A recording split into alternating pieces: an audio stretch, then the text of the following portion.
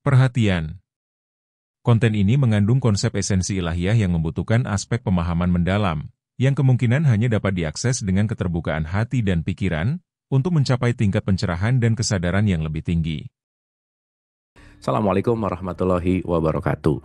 Alhamdulillahirabbil alamin, segala puja-puji milik Allah Subhanahu wa taala yang atas rahmat karunia kasih sayangnya. Alhamdulillah pagi hari ini kita akan ngobrol bareng para fakir, dan seperti biasa teman-teman, mari kita persiapkan pendengaran penglihatan hati kita untuk kita sama-sama belajar, dan yang paling penting mudah-mudahan ini bermanfaat, bukan hanya menambah pengetahuan tetapi ada sebuah perubahan gitu ya, ditransformasikan dari knowledge menuju kepada consciousness kita dan kepada laku gitu. Nah, seperti biasa, selamat datang di Tiga Fakir, nggak tahu apa-apa, nggak bisa apa-apa, bukan siapa-siapa. Dan by the way, Mas Sony, ada yang nanya Tiga Fakir nerima member baru nggak? Ada yang mau join?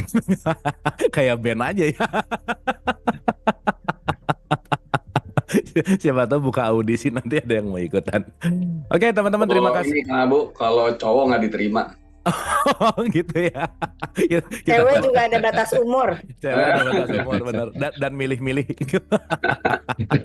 Oke, Bang Damai, Mas Sony, kita tepuk tangan dulu dong buat Bang Damai, Mas Sony. Aduh, ini pokoknya selalu lah kalau sama Bang Damai, Mas Sony itu ngangenin ya. Mau udah ribuan kali ngobrol juga tetap ada sesuatu yang selalu enlight gitu. Anyway, kita kemarin baru syuting dan kita lagi ngebahas tentang perjalanan hakikat Nabi dan Rasul. Tapi pagi hari ini kita akan bicara tentang ini lagi happening dan banyak banget ditanyain Mas Sony tentang 7 jalan perjalanan ini. Mungkin kita akan bisa lebih profound gitu ya, lebih dalam untuk ngebahas ini. Jadi apa sih perjalanan ini menuju kepada Tuhan ini yang 7 level itu, mungkin kita akan pretelin part by part. Seperti biasa, kita langsung ke Mas Sony Wicaksono dulu. Silakan Mas Sony.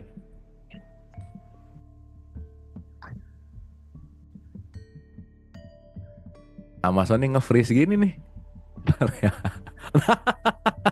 Malah kabur Mas Sony. Ya udah, kalau gitu mungkin ini dulu kali ya, sebagai opening speech dulu kali dari Bang Damai dulu lah. Silakan Guru. Terima kasih Kang Abu, Ibu Bunda Judis, Bunda Dice, semua sahabat-sahabat di sini yang hadir di Fastabikul Khairat. Bismillahirrahmanirrahim. Assalamualaikum warahmatullahi wabarakatuh. Sahabat-sahabat sekalian, jadi kita sudah mengkontemplasi, membahas 7 perjalanan ya menuju Sang Aku atau menuju Allah di videonya Tiga Fakir. Dan ini luar biasa, saya sendiri banyak terbantu. Tapi kalau penyederhanaan yang sering saya bagikan, kan ada progressive path gitu, ada direct path, ada faithless path gitu. Ini sebenarnya sama gitu. Kalau progressive path itu aku menuju Tuhan gitu, makanya ada progress gitu. Akunya itu adalah aku yang kita anggap selama ini sebagai diri kita, sebagai badan, sebagai persona, sebagai identitas sosial gitu. Yang dalam wacana Tiga Fakir itu suka disebut aku tiga. Dan belakangan waktu diskusi tentang hakikat kenabian, hakikat nabi-nabi, kita nemu terminologi yang pas. Itu Hawa ya Kang Abu ya. Itu keren Jadi sih. aku tiga itu Hawa gitu. Jadi itu Hawa itu keinginan-keinginan yang aku ingin damai, aku ingin kebahagiaan, aku ingin Tuhan, aku itu yang menyebabkan kita attach pada dunia ini gitu. Nah itu Hawa itu. Kita semua ini adalah Hawa. Kita belum bertemu Adam. Kita belum bertemu hakikat diri kita yang dihembuskan, yang ditiupkan, yang disebut roh itu. Itulah Adam. Di Adam itu aku dua, istilah kita supaya universal, membawa sifat-sifat Tuhan. Nah, karena itu kita semua titik beranjaknya dari aku Hawa ini, aku individu, makanya menderita, takut, khawatir, emosional, maka kita menuju Tuhan. Nah, dari kecil kita jalannya itu syariat namanya, ya syariat. Aturan-aturan, jalan besar, banyak banget peraturan. Jadi begitu kita lahir, Bunda Judis itu sudah ada tempelannya, itu agamanya Islam kan gitu, Syiah gitu, Sunni gitu, sudah ada mazhab Syafi'i gitu. Padahal kita belum tahu apa-apa gitu. Nah, ini terbentuk menjadi cara berpikir, cara pandang, bertingkah laku, dan kita mengukur benar tidak itu berdasarkan sudut pandang syariat ini. Saya selalu bilang kalau diskusi tiga fakir, mereka yang sudah bijaksana di jalan syariat menghormati perbedaan-perbedaan syariat. Jadi clear ya. Jadi perbedaannya kita hormati, dan perbedaan itu keniscayaan. Tidak hanya di internal syariat Islam, tapi juga termasuk syariat yang berbeda, identitas yang disebut agama Hindu, Buddha, Kristen gitu. Nah, bagi sebagian orang ini masih susah gitu. Ya, masih susah gitu. Nah, dan seterusnya nanti ada tarekat, ada sabil, ada wasilah, ada milah, ada din, sampai nanti ada syirat direct path itu. Nah, karena Mas Sony sudah datang, saya kembalikan kepada Mas Sony. Maaf, Saya kan ada pengantar aja. masalah Nggak, Ada, iya. kayaknya Jadi, emang harus aduh, wah, bolehlah, putus-putus, Mas. bolehlah, putus-putus lah gitu. Ini kayaknya harus ganti ya, ganti Mas. provider nih. Bentar ya. Putus.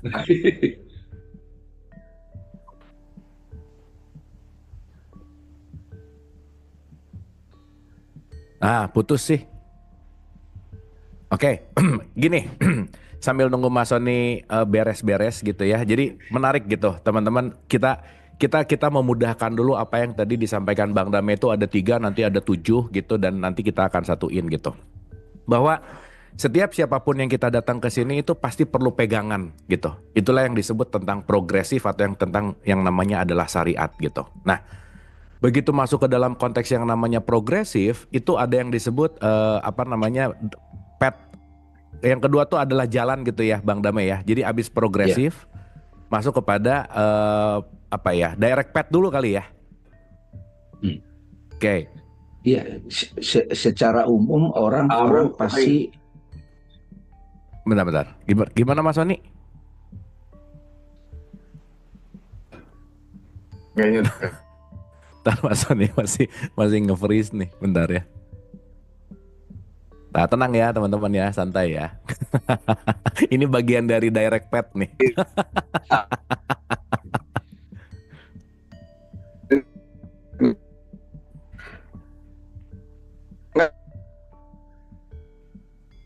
Bentar.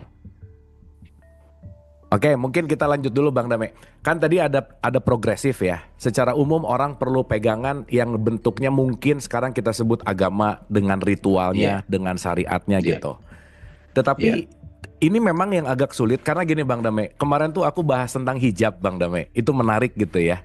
Tentang hijab itu sama seseorang yang awalnya dari pesantren, dia seumur hidupnya pakai hijab dan akhirnya dia lepas hijab gitu Bang Dame. Wah, itu kemarin seru banget gitu. Nah, dalam konteks di mana ketika kita berbicara dalam wilayah yang namanya syariat, bahwa tidak selamanya ada di jalan syariat ini, karena kalau kita hanya di level ini, kita akan sulit untuk masuk kepada level yang namanya direct path gitu. Nah, apalagi kalau kita nanti bicara tentang pathless path. Nah, mungkin saya jelasin dulu bahwa direct path itu adalah jalan langsung yang melampaui syariat, bukan meninggalkan tetapi melampaui gitu.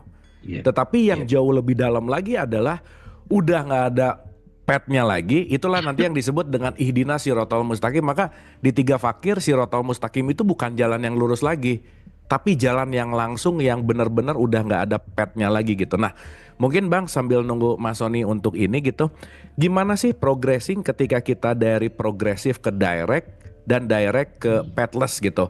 Progressing kita tuh kan pasti beda-beda. Nah, perspektifnya Bang Dame untuk melalui proses-proses itu tuh seperti apa sih? Silakan, Guru. Jadi, Kang Abu, ibu-ibu sekalian, sahabat-sahabat, selama kita belum mencicipi direct path itu cuma satu sebetulnya, who am I? Siapa aku? Jadi direct path itu bertanya siapa aku, kita langsung memverifikasi aku yang sejati. Nah, kalau kita sudah sadar aku yang sejati, standing position kita itu kan jadi clear. Baru kita bisa memahami apa itu syariat. Dalam bahasa Al-Quran disebut syariat. Ya. Lalu ada tarekat gitu. Nah itu nanti Mas Sony bisa uraikan lebih detail itu. Tarekat itu ada organisasi, ada gurunya juga gitu. Tapi di sini tarekat itu sebenarnya metode olah batin. Jadi kita punya metode, itu masih dualitas gitu. Sampai kemudian kita punya pengalaman-pengalaman dalam kehidupan yang disebut sabil, yang mengajak kita untuk mulai membaca itu sebagai jalan kita menuju Tuhan juga. Bisa saja orang itu tidak beragama dari kecil secara syariat, nggak Hindu, nggak Buddha, katakanlah nggak jelas saja gitu. Tapi dia punya pengalaman-pengalaman hidup yang membuat dia itu mulai sadar, siapa sih aku ini gitu. Terus juga ada di situ Sabil kan, saya berterima kasih nih Mas Sony memberikan perspektif ini, dan ini universal. Nah, begitu ada wasilah melalui perantara kita mulai kenal Tuhan gitu, jati diri gitu. Ya, terus ada ajaran-ajaran milah, nanti uraiannya itu. Mau tidak mau selama kita masih hidup di dunia ini sebagai tubuh, itu tetap ada syariat yang mengekang kita, yang membuat kita disiplin. Jadi sampai akhir hayat, kita akan ada syariat, tapi yang penting kebijaksanaannya adalah kalau kita berbeda-beda tata cara lahiriah, tata cara olah batin, guru yang berbeda, pengalaman yang berbeda gitu, pemahaman ajaran yang berbeda, kita semua itu saling menghormati. Sampai pada satu titik ada namanya dinul Islam dalam bahasa Quran, kita total sikap hati kita itu surrender. Nah, dinul Islam, Islam di situ itu sudah hakikatnya. Kayak saya suka kasih analogi itu Kang Abu ya, ibu-ibu yang mau melahirkan cara normal, itu dia nyicipin tuh yang namanya dinul Islam tuh. Pembukaan satu, ya nggak Bu Judis ya, masih ingat gak itu? Terus, nah di titik antara, ini mati nih gue nih gitu, kira-kira mati nih gue. Tapi kita bukan takut, yang penting anakku selamat. Nah di situ ada satu momen kita melewati, mencicipi namanya dinul Islam gitu. Oke. Apapun agamanya, syariatnya. Nah saat kita pasrah total itu, berserah diri, diri kita juga kita serahkan. Nah disitulah kita mengalami perjumpaan dengan Tuhan sebagai hakikat. Nah setelah itu makanya kita mohon, ya karena budu, ya karena selain itu kan sebetulnya kondisi pasrah total. Ya karena budu, baru di situ kita ihdinas syiratal mustaqim. Aku nggak harus sampai terpapar, punya sikap hati, sikap batin yang pasrah, baru aku sadar. Itulah pertanyaan, siapa aku? Saya tidak janjian sama Mas Sony, saya tidak janjian sama Kang Abu, kita berbeda jalan, berbeda pengalaman, berbeda guru, tapi tiba-tiba begitu ngomong direct, kok kita ketemu gitu. Karena hakikat yang dia alami itu sama. Bahwa terminologinya itu berbeda, silakan. Nah, Sony kan mengajak kepada yang universal, aku 3, aku 2, aku 1. Kalau nanti, ya kan ada body, soul, mind, pikiran, terus aku sejati sampai the source. Ya the source nanti orang agama ini bilang, source-nya saya yang benar gitu kan, repot lagi gitu. Tapi waktu diskusi tentang hakikat nabi-nabi, kita dapat lagi dari framework Al-Quran, aku 3 itu Hawa, aku 2 jati diri itu Adam yang ditiupkan, makanya memiliki potensi Asmaul Husna. Lalu sumbernya yang tak terbatas itu aku 1, disebut Allah gitu. Ini kan keren. Jadi nggak lagi kita kekepini Hawa itu hanya miliknya orang Islam, Adam itu hanya miliknya orang Islam, enggak. Pengalaman Anda apa itu loh. Itu direct path itu memverifikasi apapun. Saya tidak hanya paham secara pengetahuan, tapi saya experience. Sehingga orang yang sudah mengalami, sudah direct path, nggak takut mati. Nggak takut bumi gonjang-ganjing. Dia sudah bangun dari mimpi gitu. Dia sudah awakening gitu. Cirinya apa? Damai gitu. Damainya bukan karena sebab psikologis, bahagianya bukan karena sebab psikologis. Tapi damainya itu adalah I realize, aku sadar siapa diriku yang sejati. Nah kalau sudah seperti itu kan baru jalan apapun jadi tidak lagi kaku. Itu yang disebut pathless path. Pathless path itu emang kita bisa keluar dari Tuhan gitu. apa yang tidak diliputi oleh Allah gitu zatnya gitu. Nah, kira-kira begitu pengantar dari saya, dan saya tidak bosan-bosan nyampaikan ini. Nih kalau orang misalnya, kan saya suka bilang Kang Abu, misalnya saya mau ketemu supir angkot misalnya kan, lalu saya mau kenalin ke Anda direct path gitu kan, biar kamu happy gitu, bahagia. Wah, mohon maaf, saya lagi nyari restoran, dia bilang gitu. Jadi dia lagi masih nyari restoran, atau orang yang lagi jatuh cinta sama pacarnya, mau nggak? Dia kan galau, patah hati, konsultasi ke saya, mau nggak saya kasih tahu direct path, jalan langsung bahagia. Mau kamu putus pacar atau tidak? Oh maaf, aku masih mengharapkan dia kembali. Ya sudah, itu masih jadi ilahmu. Ya sudah, progresif path gitu. Ada disiplin syariat, ada metode gitu, kamu masih butuh tenang pakai wasilah, perantara. Jadi orang yang sudah beneran direct path itu, dia akan mengalami tauhid gitu. Every single moment. Body, mind, and soul itu sudah satu gitu. Layar dan gambar itu bukan lagi terpisah. Ya kan? Gambar dan layar itu ya layar aja yang ada. Tapi kita tetap appreciate gambar-gambar gitu. Justru Kang Abu, kalau orang sudah direct path, sudah dapat hakikat, pada saat dia bersyariat, dia merasakan menghormati wisdom yang datang dari syariat manapun. Nice. Bukan gado-gado juga gitu.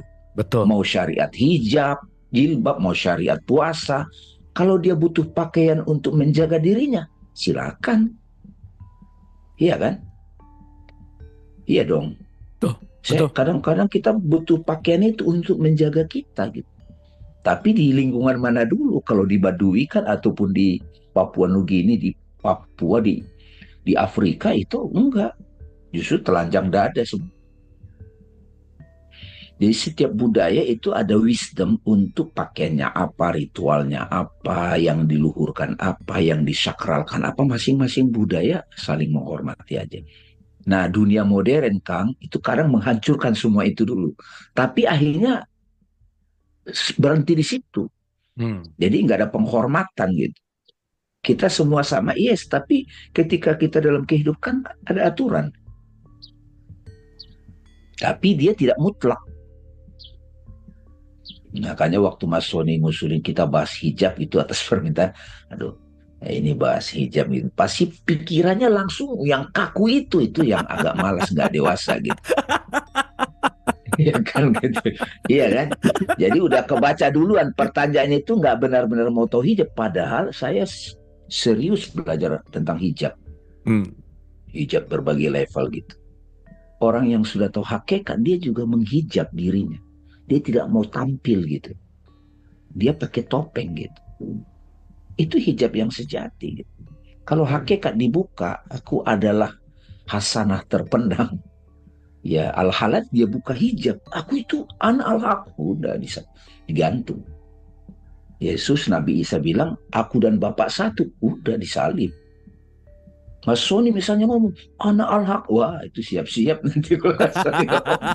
Makanya Mas Sony tetap jadi banker, pengusaha gitu. Tetap pakai jeans gitu. Kalau saya agak sopan dikit, pakai sal gitu. Kalau aku paling nggak sopan sih memang ya. Itu, halo? Iya, silakan. Tes. Nah, udah oke Mas, mantap Mas. Mantap, udah. Bang Dame pakai shawl tapi kayaknya nggak pakai celana tuh udah bawa. Bawahnya ini ya los ya. Pakai sarung. Oke, thank you Bang Dame. Silakan Mas Sony. Nih, seru nih. Silakan, Mas. Sorry, suaraku jelas nggak? Jelas banget, udah sekarang clear. Udah pakai dua nih, pakai tab sama pakai komputer. Aman, udah sekarang. Dia bisa lihat saya dari depan atau dari samping. Oke, makasih Bang Dame, maaf ya tadi Kang Abu, teman-teman semua ada masalah begitu dimulai langsung masalah, biasa lah ya. Oke, kita bahas ini sebenarnya tuh nggak cukup di satu sesi sih, Kang Abu, Bang Dame ya, karena ini benar-benar fundamental banget gitu. Jadi kalau kita bahas di satu sesi jadinya terlalu buru-buru dan terlalu karena ini benar-benar basic, dan kalau kita udah bisa sampai kepada pemahaman tentang perjalanan menuju Tuhan, sebenarnya inti dari semua ajaran agama dan kitab suci itu adalah ini gitu loh, untuk mengajarkan kita untuk akhirnya kembali kepada Tuhan yang sebenar-benarnya, bukan yang eksepsi gitu ya. Tadi Bang Dame udah menyampaikan, saya tadi agak off dikit ya, jadi mungkin saya sampaikan dikit bahwa manusia itu, kita itu tanpa disadari atau tidak, itu punya keinginan untuk hidup tenang, damai, dan bahagia gitu ya. Dan meskipun orangnya disebut ateis atau orang yang nggak kenal Tuhan atau apa, ya pasti hidupnya mencari itu, ketenangan, kedamaian, kebahagiaan. Nah, kenapa orang hidup mencari ketenangan, kedamaian, kebahagiaan? Karena dia pernah merasakan ketenangan, kedamaian, kebahagiaan sebelumnya gitu, yang benar-benar sejati gitu ya. Tetapi begitu orang itu hidup di dalam kehidupan ini dan dia diberikan instrumen-instrumen yang Tuhan ciptakan, itu menjadi mencari ketenangan, kedamaian, kebahagiaan yang sifatnya itu diciptakannya gitu, atau semu gitu ya, yang come and go atau yang temporer gitu. Padahal dia sebelum mengalami ini semua pernah mengalami ketenangan, kedamaian, kebahagiaan yang sejati. Nah, oleh karena itu manusia itu berlomba-lomba mencari itu, atau mencari, karena ketenangan, kedamaian, kebahagiaan sejati itu ya kita sebut sebagai Tuhan gitu kan. Itu sesuatu yang kongruen, kalau saya bilang. Kongruen itu kalau dalam matematika tuh sama dan sebangun gitu ya. Jadi itu disebut sebagai Tuhan. Nah, jadi manusia berlomba-lomba mencari itu semua dalam hidup ini. Nah, ketenangan, kedamaian, kebahagiaan yang sejati itu akhirnya dicari melalui hal-hal di luar dirinya gitu. Padahal sebenarnya itu sesuatu yang sudah ada di dalam dirinya sebagai diri sejatinya. Karena kita itu diciptakan Allah itu template-nya atau aslinya adalah ya tenang, damai, bahagia yang sejati, tanpa sebab, berkelimpahan, permanen, eternal atau abadi gitu kira-kira. Karena kita sebagai roh itu membawa sifat-sifat Tuhan. Nah, kemudian karena semua orang mencari itu, maka ajaran-ajaran agama termasuk Islam di kitab Al-Quran misalnya, itu isinya tuh jalan kembali kepada Tuhan gitu. Atau disebut innalillahi wa inna ilaihi roji'un. Atau disebut sebagai ridho Allah gitu kan. Ridho Allah itu kalau misalnya di surat 9 ayat 72 tuh, sungai yang mengalir di bawahnya, tetapi itulah surga. Tapi sadarilah bahwa ridho Allah jauh lebih besar. Artinya kembali kepada Tuhan itu jauh lebih besar daripada surga dan bersurga gitu ya. Nah, oleh karena itu maka isi dari kitab suci itu jalan menuju Tuhan. Nah, di 3 fakir itu kita membahas jalan kembali atau jalan menuju kepada Tuhan. Nah, tadi Bang Dame, Kang Abu udah sampaikan, saya ulang dikit bahwa jalan pertama namanya syariat gitu ya. Syariat itu kalau di Qurannya ada di surat 22 ayat 67, ada di 5 ayat 48, ada di 45 ayat 18.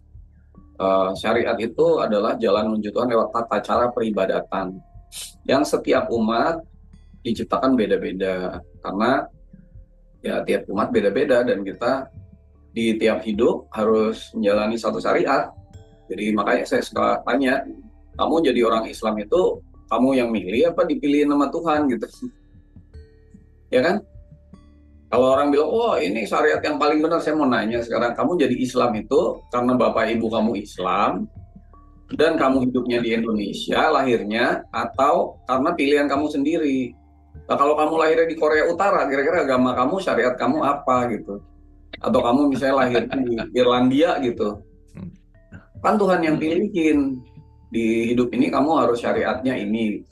Dan kita disuruh untuk mengikuti syariat itu dengan konsisten gitu ya, 45 ayat 18. Dan tiap nabi pun syariatnya beda-beda gitu. Artinya kan, dan syariat nggak ada di kitab suci loh. Artinya bukan berarti kitab suci itu nggak lengkap, tapi Allah mengakomodasi perbedaan syariat-syariat itu sebagai jalan menuju kembali kepadanya gitu. Jadi kita dalam syariat itu nggak boleh merasa syariat kita paling benar, paling baik, memaksakan syariat kita kepada orang lain, karena tiap orang punya syariat berbeda-beda gitu ya. Tergantung dari Tuhan menginginkan dalam hidup ini saya belajar dengan syariat pendekatan model apa. Nah, setelah syariat itu kita naik lagi ke tarekat ya, surat 72 ayat 10 dan 11. Tarekat itu artinya metodologi. Metodologi itu atau approach atau pendekatan atau laku batin gitu ya. Jadi kalau orang udah ke tarekat itu dia nggak cuma sekedar menjalani ritual fisik atau ritual keagamaan, tapi dia udah mulai menyelam ke dalam mengenali makna-maknanya. Oleh karena itu misalnya kita di Tiga Fakir bahas di serial sholat, serial puasa kemarin, nanti mungkin mau bikin serial haji, zakat, syahadat apa itu semua adalah ada torekotnya, ada esensinya gitu, ada maknanya, ada makna batinnya, gitu, ada metodologinya gitu. Dan metodologi ini penting banget gitu loh. Jadi bukan hal yang apa. Dan saya ketika bicara torekot itu bukan berarti saya menganjurkan untuk Bapak Ibu masuk torekot tertentu gitu, Naksabandia apa enggak. Torekot itu metodologi. Kita masing-masing punya pola pikir gitu, pola pendekatan gitu loh. Dan pendekatan yang paling bagus adalah pendekatan yang apa adanya gitu, nggak dibumbu-bumbuin, nggak pakai persepsi dogma, apa adanya aja gitu. Itu ya, jadi membuang semua hambatan untuk mencapai ketujuan dalam bentuk dogma, hambatan, halangan, dan doktrin gitu ya. Nah, lalu yang berikutnya adalah pakai metode yang namanya sabil atau pengalaman gitu. Jadi di itu ayatnya 29 ayat 69 di mana kita disuruh untuk berjihad bersungguh-sungguh ya. Nah, ini menariknya, semua harus pakai jihad nih, harus bersungguh-sungguh. Jadi syariat bersungguh-sungguh, tarekat bersungguh-sungguh. Nanti sabil pengalaman ini waladina jahadu fina lana dianakum subulana, jadi bersungguh-sungguh untuk mengalami pengalaman-pengalaman hidup gitu. Dan tiap pengalaman hidup adalah guru buat kita untuk akhirnya kembali kepada Tuhan. Jadi pengalaman yang baik, yang buruk, yang biasa, sehari-hari, yang kecil, yang besar, semua itu adalah pengalaman untuk kita kembali kepada Tuhan ya. Nah, di sabil ini kita diciptakan Tuhan untuk hidup mengalami pengalaman macam-macam gitu loh. Makanya kenapa ada hukum repetisi atau reinkarnasi, karena Tuhan tuh nggak mau kita ngalamin cuman satu skenario hidup gitu, satu peran, satu skenario, satu agama, satu syariat, satu tarekat gitu. Makanya di surat 49 ayat 13 dibilang kamu diciptakan bersuku-suku, berbangsa-bangsa agar kamu mengenal, ta'aruf. Ta'aruf di situ tuh bukan kenalan sama orang Inggris, orang Amerika, kenalan sama orang Cina gitu, enggak. Mengenal yang paling baik adalah mengalaminya. Jadi kita harus mengalami jadi orang Cina, mengalami jadi orang Amerika, mengalami jadi orang Kristen, mengalami jadi orang Hindu, Buddha, dan segala macam. Jadi benar-benar kenal semuanya. Karena nanti di pelajaran tentang aku kita bahas bahwa Allah itu hendak mengalami pengalaman-pengalaman Tuhan lewat kita gitu. Jadi pengalaman kita mesti banyak nih gitu. Kalau dibilang apa, mainnya harus jauh gitu, jangan main. Tapi itu keren sih Mas, bahwa terbaik dari terbaik ketika kita mengenal adalah mengalami langsung gitu. Itu keren sih Mas, itu keren sih. Iya, coba dibuka surat 5 ayat 35. Di situ dibilang carilah, bentar ya saya buka Quran. Ya aku bacain Mas, aku bacain. Surat 5 ayat 35. Auzubillahi minasyaitonirrajim. Bismillahirrahmanirrahim. Hai orang-orang yang beriman, bertakwalah kepada Allah dan carilah jalan yang mendekatkan diri kepadanya dan berjihadlah pada jalannya supaya kamu mendapat keberuntungan. Iya, jadi di situ kata kali ya alladzina amanu taqullaha wa batabu ilaihil wasilah. Ini nanti saya mau bahas tentang wasilah ya. Wajahidu fi sabilihi la'allakum tuflihun. Jadi artinya meskipun nanti pakai jalan wasilah yang berikutnya saya bahas, tetap harus ada sabilnya gitu. Harus ada pengalamannya gitu. Semua tuh harus dialamin. Jadi tadi cerita tentang apa-apa tuh harus dialamin gitu. Jangan cuma sekedar diketahui gitu, ya dialami. Makanya kita hidup tuh pengalamannya macam-macam gitu. Wah, kalau saya cerita hidup lalu saya mah udah pengalamannya udah macam-macam dah. Ceritain bisa panjang banget gitu, hidup lalu di hidup sebelumnya. Nah, lalu kemudian tadi pakai apa, jalan sabil ya, pengalaman. Yang keempat itu wasilah. Wasilah itu artinya lewat orang-orang yang sudah an'amta alaihim. Jadi orang-orang udah terlebih dahulu sampai gitu. Dan orang-orang terlebih dahulu sampai ini diberi tugas untuk membimbing, membersamai orang-orang yang belum sampai, akhirnya sampai semua. Karena kenapa?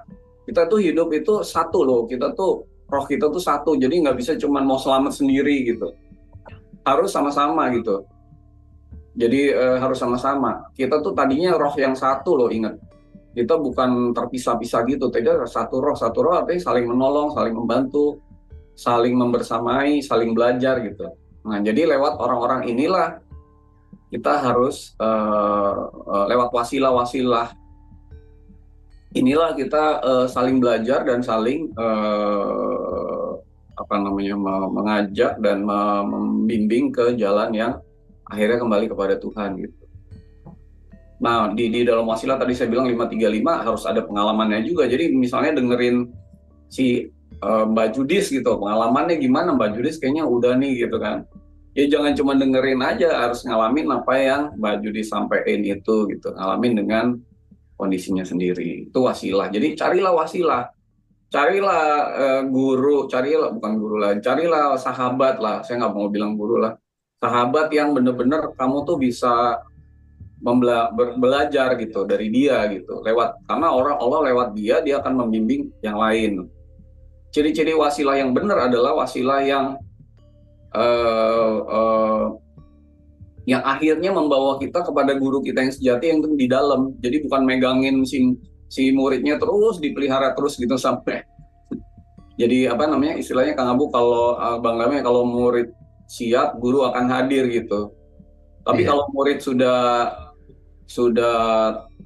sampai, guru akan pergi gitu, harus pergi gitu. Iya kan? Nah, itu wasilah. Kemudian milah itu artinya action, perbuatan yang dibersamai atau iringi dengan Ibrahim. Jadi milah Ibrahim. Milah itu artinya compassion atau perbuatan baik atau deeds kalau bahasa Inggrisnya itu yang dibersamai oleh Ibrahim. Ibrahim di sini bukan nabi, tapi itu sumber Abu Ibrahim itu kasih sayang. Jadi milah Ibrahim, atau yang misalnya di surat 16, 120, 123 dan banyak ayat itu, ikutilah milah Ibrahim gitu ya. Jadi ikutilah jalan dalam bentuk kasih sayang, action yang didasari oleh sumber kasih sayang. Artinya action yang dibimbing oleh Tuhan gitu. Kalau kemarin kita bahasnya soleh gitu, soleh itu artinya proper gitu, tepat gitu actionnya itu. Ya kalau anak bayi jangan dikasih rendang dong gitu kan, nggak tepat gitu kan. Dibimbing oleh Ibrahim, sumber kasih sayang. Jadi kalau di 19 ayat 96, kalau kamu berbuat baik, Allah akan menanamkan kepada hatimu rasa kasih sayang gitu. Nah ini juga jalan. Misalnya kayak Mother Teresa, kayak Buddha Suci itu si Master Cheng Yen, misalnya di Islam banyak sekali contoh-contohnya juga. Dia lewat jalan kasih sayang gitu, lewat berbuat baik gitu. Dan banyak banget kan di Quran ayatnya 1628, ada 2877, ada 17 ayat 7 gitu ya. Jadi berbuat baik gitu. Berbuat baik lewat compassion. Kalau tadi Sabil itu pengalaman, kalau Milah tuh good deeds, perbuatan yang baik. Ini Bu Yudis ngajak sedekah, itu Milah Ibrahim namanya gitu. Nah yang keenam adalah din. Din itu adalah sikap, tadi Bang Dami udah bilang, sikap yang pasrah dan berserah gitu kepada Tuhan. Jadi kalau pengalaman atau din itu di luar, kalau milah itu di action, kalau din itu di sikap, di internal di dalam diri kita, itu harus selalu pasrah dan berserah. Pasrah itu artinya memasrahkan semua apa yang di luar diri sejati kita gitu. Nanti kita bahas namanya aku 2 gitu. Aku 3 dipasrahkan semua gitu.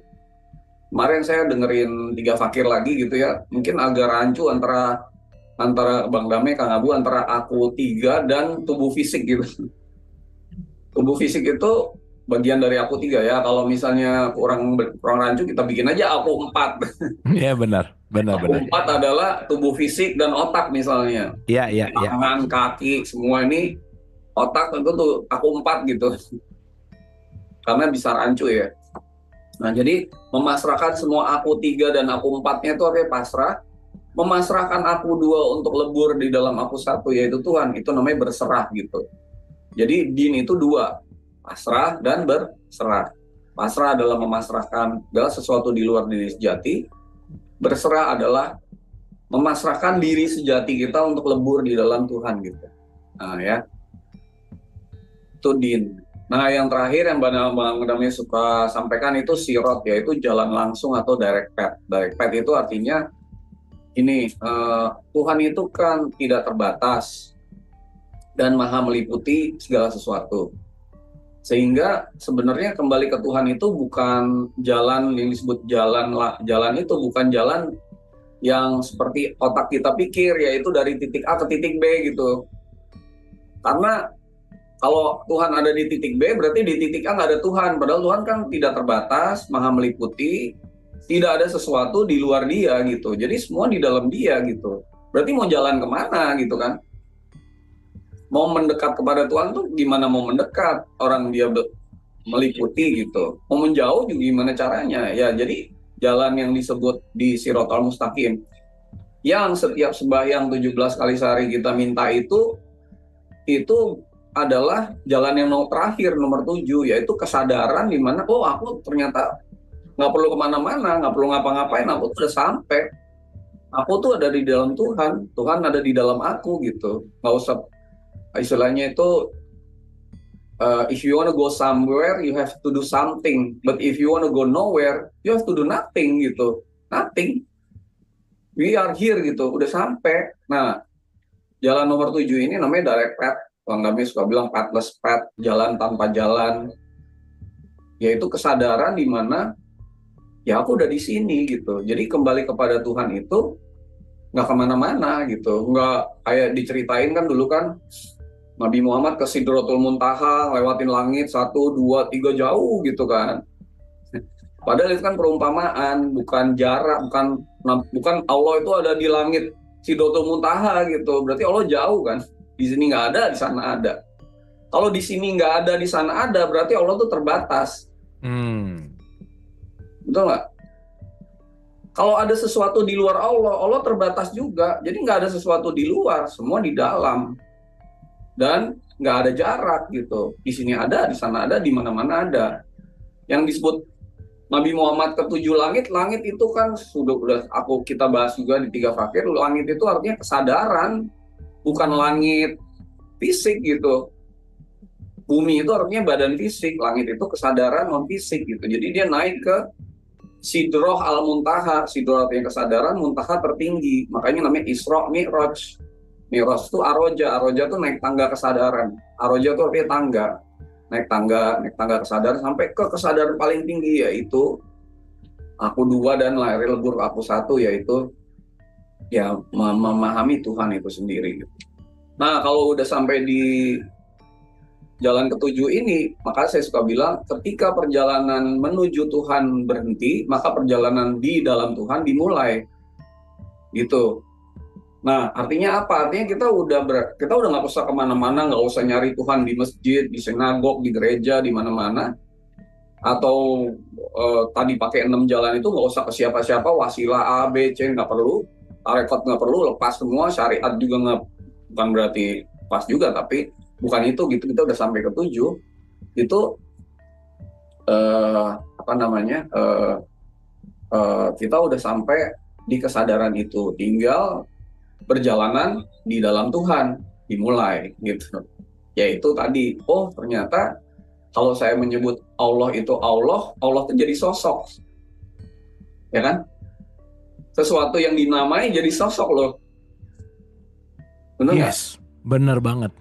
Iya dong. Aku kalau nanya, kamu sholat nyembah siapa? Nyembah Allah. Allah yang di mana? Yang di sana gitu.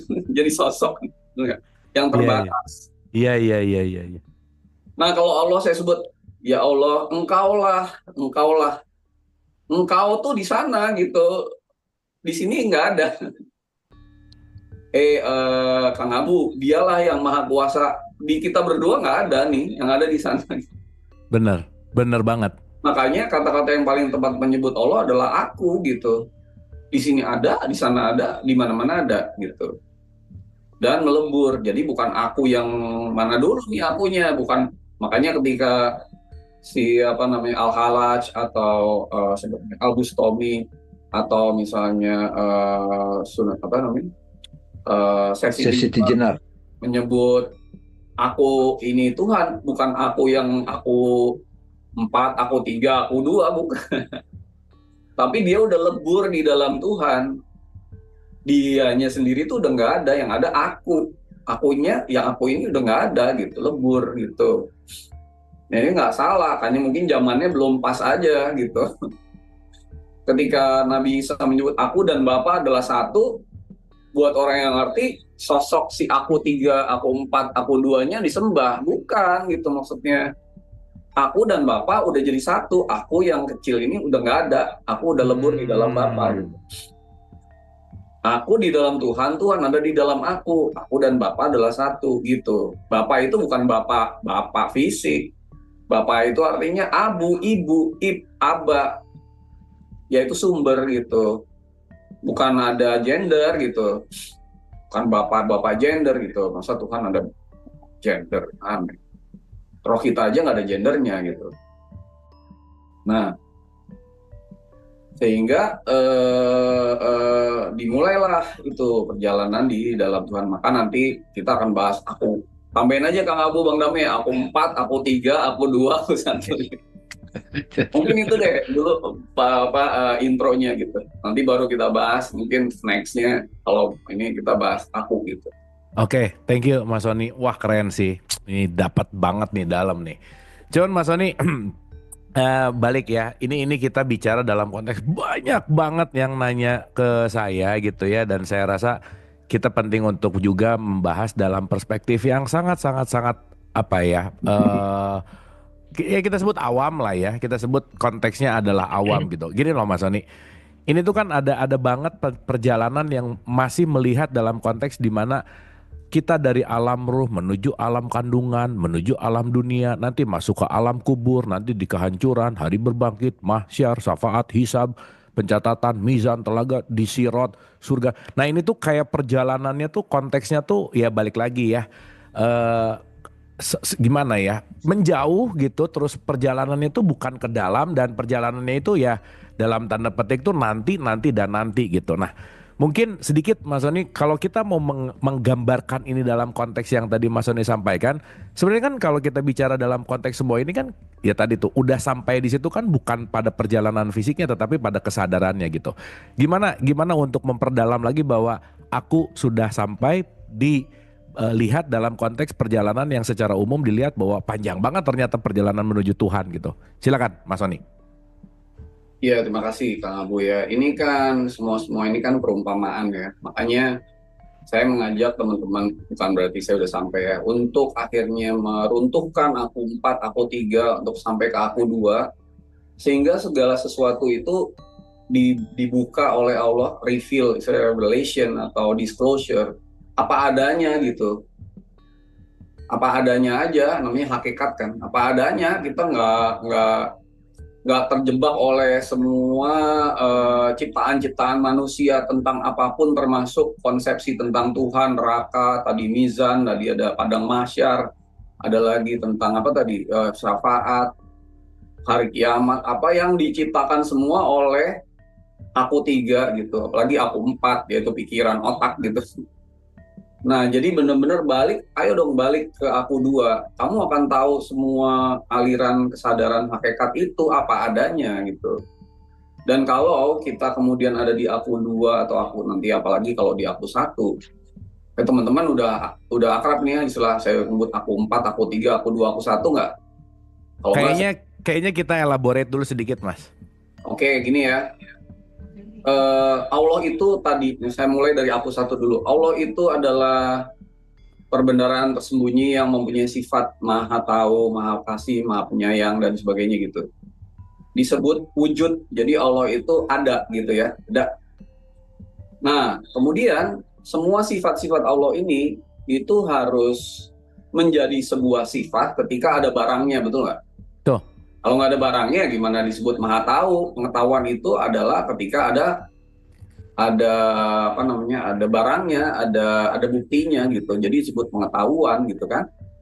Nah, untuk bisa itu semua, maka Allah harus memercik dan mengalami pengalaman-pengalamannya melalui ciptaannya gitu.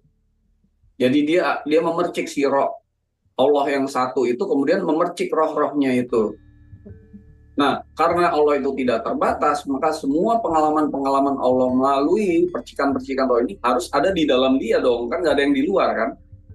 Jadi akhirnya dia memercik menjadi roh-roh ciptaannya, termasuk roh kita gitu. Maka tadi Allah adalah aku satu, dia memercik menjadi rohnya Mbak Judis, Mas Widi, Mbak siapa lagi nih, Ancana, Mbak Sukma, Mbak Dice, Mbak semua ini di sini, ada Mbak Nita, itu menjadi roh yang terpisah. Makanya ada memakan buah kuldi, lalu timbullah auratnya. Aurat itu artinya terbatas gitu, ada batasan. Adam memakan buah, Adam itu artinya roh kita ya. Nanti coba dengerin tentang hakikat Nabi itu ya. Adam memakan buah huldi, artinya buah pengetahuan. Apa itu buah pengetahuan? Pengetahuan Tuhan itu dimakan nama Adam, sehingga dia harus mengalami pengetahuan itu, karena Allah hendak mengalami pengetahuannya lewat roh gitu. Namanya Adam. Adam itu ada di tiap diri kita. Lalu kemudian ada aurat, ada batas, ada entitas gitu, entitas roh, namanya aurat. Nah ini aku dua gitu, yaitu diri kita yang sejati. Gitu. Kenapa Allah menciptakan aku dua? Karena Allah hendak mengalami pengalaman-pengalaman Tuhan melalui ciptaannya, sehingga ada di aku dua atau roh, sehingga aku dua ini harus diciptakan aku yang lain. Karena kalau aku dua isinya hanya roh, dia nggak mungkin mencipta, nggak mungkin punya keinginan, nggak punya apa macam-macam ya. Sehingga diciptain aku yang lain, dari roh itu diciptain namanya aku tiga gitu, yaitu jiwa gitu. Kalau kita sebut sebagai Hawa gitu, Hawa itu artinya jiwa kita. Makanya Hawa dari tulang rusuk Adam gitu, itu bukan tulang rusuk ini, tapi bagian dari Adam menjadi Hawa, yaitu aku tiga. Apa itu jiwa? Jiwa itu disebut sebagai separate self gitu, atau diri yang terpisah. Bahasa Inggrisnya, tapi nafs kalau bahasa Arabnya. Kalau kita sebut aku tiga aja gampang. Kalau aku dua itu true self, diri sejati. Kalau aku satu adalah true source atau sumber dari roh gitu. Nah, isi dari aku tiga ini adalah semua hal yang kita bawa dari hidup ke hidup, dari hidup ke hidup, yaitu jiwa tuh. Isinya apa? Pikiran, perasaan, emosi, persepsi, dogma, memori, sensasi, apa namanya, karma dan sebagainya. Jadi di sini nih, surga neraka nih di sini nih gitu. Jadi dari hidup ke hidup, dari hidup ke hidup tuh kita tuh ada pasangan roh, diri sejati, dan pasangan jiwa ini. Senyawa namanya, makanya nyawa kan, jadi satu, senyawa, bersenyawa ini, jadilah nyawa gitu. Nah di tiap hidup itu kita diberi kendaraan yang namanya tubuh fisik. Ya, kendaraan ini baru ada sejak kita lahir. Dikasih otak juga, pikiran gitu. Otak nih, otak kan baru nih. Ini otak bukan aku tiga, sebenarnya aku empat gitu. Iya, betul. Nah gitu, jadi ada lagi aku yang lain gitu. Itu badan fisik gitu. Dikasih nama lah Abu Marlo. Tadinya apa namanya? Riza Abu Sofyan gitu. Di aku empat ini. Begitu lahir jadi bayi kan, atau Perdamaian Harahap, atau saya Agus Wicaksono gitu. Nah, terus udah gitu kalau nama panggung saya kan Sony gitu. Jadi, nah ini jadi aku empat gitu. Jadi kita tuh ada empat aku nih gitu, yang disebut Allah tuh aku satu. Tapi ada aku tiga, empat, dua, tiga, dua, satu gitu. Jelas ya? Nah, penderitaan kita itu dalam bentuk gue hidup udah capek nih, udah kesel banget gue. neraka itu ya, itu adanya di aku 3 dan ya mungkin aku 4 gitu. Aku 3, aku 4 ini berubah terus. Dulu waktu kita muda kan, yang lain masih muda ya, saya udah lumayan berumur. Kalau itu aku nggak ikutan Mas, sorry. Badan fisik kita nih aku 4 nih berubah loh, Ya. berubah. Kalau dibilang Sony yang 10 tahun yang lalu, main sekarang beda dong. Aku 4 nih. Tapi aku 4 bisa dibotok sih Mas. Nggak bisa dibotox ya. Ya, saya suka tuh, paling senang sama presiden namanya SBY. Karena waktu presiden SBY ada, istri saya masih muda gitu. Presiden favorit saya tuh. Bukan karena apa-apanya ya, istri masih muda ya. Masih muda. Benar. Nah, jadi aku 4 gitu. Aku 4 itu kita harus beda-bedain. Nah, pulang ke Tuhan itu artinya melebur di dalamnya dari aku 4 ke aku 3 ke aku 2, lalu nanti lebur di aku 1. Lalu nanti kita hidup lagi menggunakan aku 2, aku 3, aku 4, kesadarannya dengan aku 1. Itu yang namanya kembali ke Tuhan. Mungkin itu snapshot dari journey-nya, tapi kita perlu bahas ini berulang-ulang supaya ngerti. Jadi mungkin kalau nggak satu episode nggak cukup ya, kita lanjut lagi deh di episode berikutnya, kira-kira gitu deh. Ya. Oke, makasih Mas Sony. Aku mau ke Bang Dame untuk melihat perspektif ya, karena ngelihat banyak sekali poin-poin yang menarik. Pengen ngangkat jadi belok sedikit gitu tentang fanatisme Bang Dame. Dimana sekarang kan kalau kita udah ngelihat ya dari, kalau tadi ngelihatnya helikopter view gitu ya, bahwa kenapa ya kok ada fanatisme terhadap si aku 4, aku 3 misalkan dalam bentuk syariat bahwa agamaku lebih baik apa dan lain-lain. Itu kan adalah fanatisme ketika dia terlimitasi oleh identitas. Dan kata kuncinya ketika terlimitasi kan berarti dia tidak mengalami yang namanya perjalanan gitu. Nah, pertanyaannya adalah pertama, dalam sudut pandang Bang Dame, apa sih penyebab fanatisme dan gimana orang lepas dari fanatisme gitu? Silakan Bang Dame. Iya, pada waktu kita dilahirkan jadi ada badan ini punya sifatnya sendiri, terus kita diberikan informasi dari orang tua, lingkungan, maka jiwa kita itu diberikan cetakan-cetakan, dan pada saat yang sama kita bawa di memori kita pengetahuan-pengetahuan yang belum clear gitu. Nah, karena kita belum sampai kepada direct path itu, aku 2, maka standing position kita, kacamata yang kita pakai mau tidak mau terbatasi oleh dogma, belief, budaya, sudut pandang yang macam-macam itu. Itu sebabnya sebenarnya jalan syariat, jalan agama itu jangan sampai menghalangi kita untuk kembali ke aku 2 loh. Oke, nice. Ya. Yes. Jadi kalau syariat itu atau pemahaman itu menghalangi kita kepada aku sejati, aku 2 itu, aku roh itu yang murni, yang itu adalah napas ilahi itu, ya sampai kapanpun kita akan terbatasi cara melihatnya gitu. Jadi ibaratnya kacamatanya itu buram gitu loh. Kacamata itu tuh buram gitu, kita nggak melihat apa adanya. Saya tadi suka sekali pengantar dari Mas Sony itu. Jadi itu sesuatu pengetahuan yang itu bersemester-semester lah, itu berapa kali S2 kali itu. Pendekatannya bagus banget. Di dalam diri kita itu ada kerinduan primordial. Ya, kerinduan primordial untuk damai, bahagia, berlimpah. Karena kita ada ingatan itu, ingatan primordial. Nah, karena kita belum terhubung dengan ingatan itu, kayak file kita itu di mana ya file ini gitu loh, kira-kira kayak nyari-nyari gitu loh. Nah, kita itu mencari kebahagiaan, kedamaian.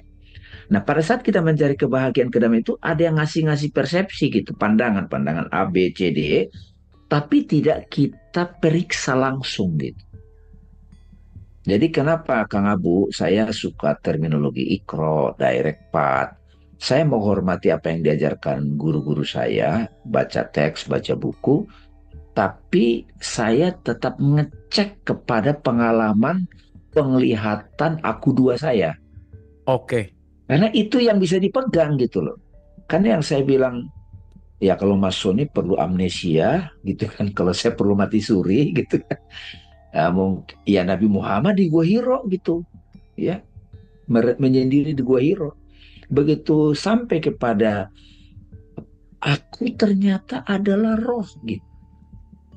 Dari situlah akhirnya saya mulai memilah-milah, memeriksa mana pandangan, sudut pandang yang masih relevan untuk konteks sekarang. Jadi secara otomatis kita akan terbebas dari fanatik picik, fanatisme yang nggak perlu. Masa masih udah sakaratul maut masih fanatik gitu coba itu gimana?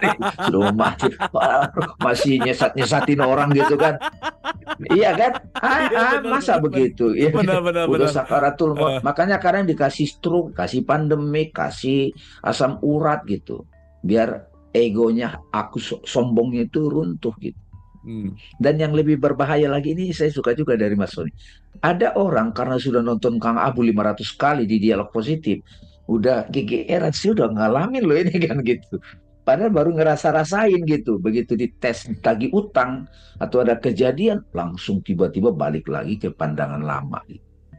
Kalau orang sudah sampai clear dengan, makanya kan saya belakangan pakai istilah ini juga Mas Sony, bukan positive thinking, tapi clear seeing. Nice. Ya clear seeing gitu. Jadi kita clear. Pada saat kita clear itu kayak kacamata kita bening. Di luar itu hijau, ya yang kita tahu hijau gitu. Tapi kalau kacamata saya biru, di luar daun itu hijau, biru kok itu, saya bilang biru. Gitu. Nah ini pemaham apa yang penting. Kayak jalan-jalan tadi, yang tadi Masyar itu kan banyak banget tuh sudah masuk jadi data. Betul. Nah, Betul. neraka, siksa kubur. Nah, pada waktu dia meninggalkan aku empat, aku jiwa kan masih pemahamannya itu. Beneran dia lihat begitu kan gitu. Karena isi data dia itu. Hmm. Nah, penting sekali kita direct path untuk mengalami di kehidupan sebagai manusia ini. Siapa sebetulnya jati diriku? Bukan seperti para motivator bilang, be yourself. Itu masih aku tiga itu. Nice. Ada aku lima sekarang Mas Suni. Saya tambahin lagi Mas. Kulima itu nama panggung gitu loh, branding kan gitu. Iya, Ini lebih ilusi lagi nih. benar, Di benar. Instagram, di YouTube, wah itu lebih parah lagi tuh. Benar benar benar Bang Dame. Itu aku lima tuh Avatar yang apa? beneran avatar ya, benar benar benar. Benar benar Iya benar. kan? Iya gitu. Jadi kita tidak ketemu orang badannya, tapi kita ketemu apa yang tampak di Instagram. Ya kan tadi Mas Suni bilang pakai sal atau pakai celana pendek atau apa kan gitu kan enggak bisa. Jadi sahabat-sahabat sekalian, fanatisme ini berawal dari kan kita kekeh dengan apa data-data pemahaman belief yang udah terbangun, tapi kita nggak periksa secara akal sehat. Makanya syarat Islam itu Kang Abu ya Mas Soni ya. Kenapa ini secara fikih loh ini? Syarat Islam itu ada satu istilah yang bagus banget. Akil balik. Hmm. Akalnya masih dewasa gitu. Enggak pokoknya begini, enggak yang harusnya begini. Kalau saya tadi menyimak uraiannya Mas Soni tadi, ini kalau orang pakai akal nggak ngerti juga repot ini. Padahal itu sudah dicoba diuraikan dengan bahasa yang gamblang. Wih, ini masuk akal loh sebetulnya. Tapi akal yang tidak ada tendensi, wah kata Ustadz sih kan begini, katanya begini. Nah, itu berantem jadinya itu. Hmm. Jadi tujuan utama manusia untuk bahagia, damai, selamat itu jadi jauh gitu. Pengetahuan fanatisme itu malah menjauhkan dia dari kedamaian, kebahagiaan. Saya juga suka istilah dari Rupert Spira nih Kang Abu, Mas Soni. Nama lain dari Tuhan itu adalah damai, dia pakai itu bahagia gitu. Itu sebetulnya jati dirimu gitu dia. Dia ulang-ulang dan ini bukan extraordinary. Bukan kayak pengalaman spiritual yang bukan. Ini biasa aja, cuman kalian terhijab. Nggak ngeh. Itu apa? Fitrah. Fitrah. Fitrah kita tuh damai, tenang, bahagia. Makanya disuruh kembali ke fitrah ya. Tapi Bunda Judis ke Bali dulu gini supaya gimana gitu fitrah ya Mbak Bunda ya gitu. Itu healing. Healing gitu. Tapi kata Mas Sony antara pulang sama melarikan diri beda tipis sih memang ya. Kan ada tuh ya orang yang bilang, wah hidup aku udah capek, aku pengen berspiritual dan ke Tuhan supaya tidak dilahirkan lagi karena aku udah capek hidup. Itu namanya bukan mau pulang, itu melarikan diri itu. Benar. Karena hidupnya udah di aku 3 terus kan, capek kan. Nah, aku 3 itu kan tadi isinya pikiran, perasaan, emosi, persepsi, imajinasi, memori, macam-macam itu kan. Sementara di aku 2 itu isinya tenang, damai, bahagia gitu ya. Nah, kalau kita pulang ya kita merasakan itu. Jadi penderitaan adanya di mana Kang Abu? Ya, udah jelas di aku 3 lah. Nah, nih, aku punya kaos nih sekarang. Coba baca nih. Bentar ya. We suffer more in imagination than in reality. Wah, keren. Benar, Mas. Benar. Penderitaan itu adanya di imajinasi, bukan di realitas.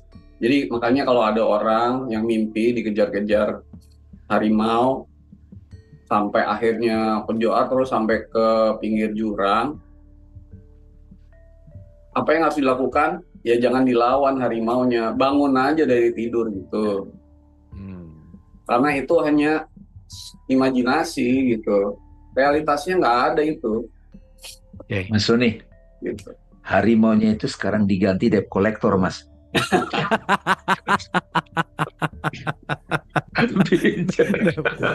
Tapi itu benar, itu di imajinasi.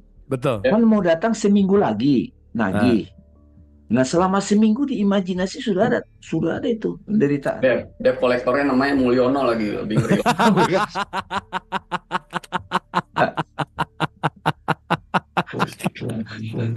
Tapi Mas, ini kan kita bicara dalam menyikapi ya. Gimana sih menyikapi kalau kita bukan gimana juga sih ya. Maksudnya ya dalam tanda petik apa yang harus dilakukan untuk dalam konteks bahwa tetap kita ya dalam artian ya memberikan sebuah pelajaran juga penting, tetapi kata kuncinya adalah jalan tengah antara di antara yang banyak bobo gitu ya, yang banyak tidur dan banyak ngigau. Itu gimana Mas Sony? Iya, jadi kita harus tahu dulu nih yang tadi ini setuju dulu nggak? Oh, jadi gini, apa yang saya sampaikan, Bang Dami sampaikan, Kang Abu sampaikan itu bukan sesuatu yang baru buat teman-teman semua. Itu yang teman-teman semua udah tahu gitu loh. Kita cuma ngingetin lagi aja, kamu tuh ini loh ini. Ya, kalau kita benar-benar santai menerima ini, kita tuh bilang, oh iya benar itu gitu. Nah itu dulu tuh. Nah setelah itu, iya ya ngapain ya gue hidup tuh menderita gitu kan. Padahal kan sebenarnya misalnya gini, kita nyari ada mau minta tas Hermes gitu. Aku 2 nggak perlu tas Hermes. Pengen hidup rumahnya gede gitu. Aku 2 nggak perlu makan aja dia nggak perlu, betul nggak? Nggak perlu apa-apa. Dia cuma perlu Tuhan aja gitu. Ya kan, lebur di dalam Tuhan. Aku 2 maunya itu aja. Kalau udah sampai ke sana ya apa-apa yang kita alamin nanti jadi pengalaman-pengalaman Tuhan. Nah ini nih hidup itu cuman masalah pindah-pindah aja dari aku 4, pindah aku 2, aku 3, aku 1, nanti balik lagi gitu. Jadi, tapi kan kalau orang udah bangun, disuruh mimpi jelek lagi kan udah nggak mau ya. Oke, nice, benar Mas. Pulang gitu. Kalau udah pulang, kan ini pulang ya. Gimana Mas? Nah ini pulang beneran nih kayaknya diem nih. Oke tukar ini Mas. Nah ini tinggal di unmute yang satu lagi. Nah sip.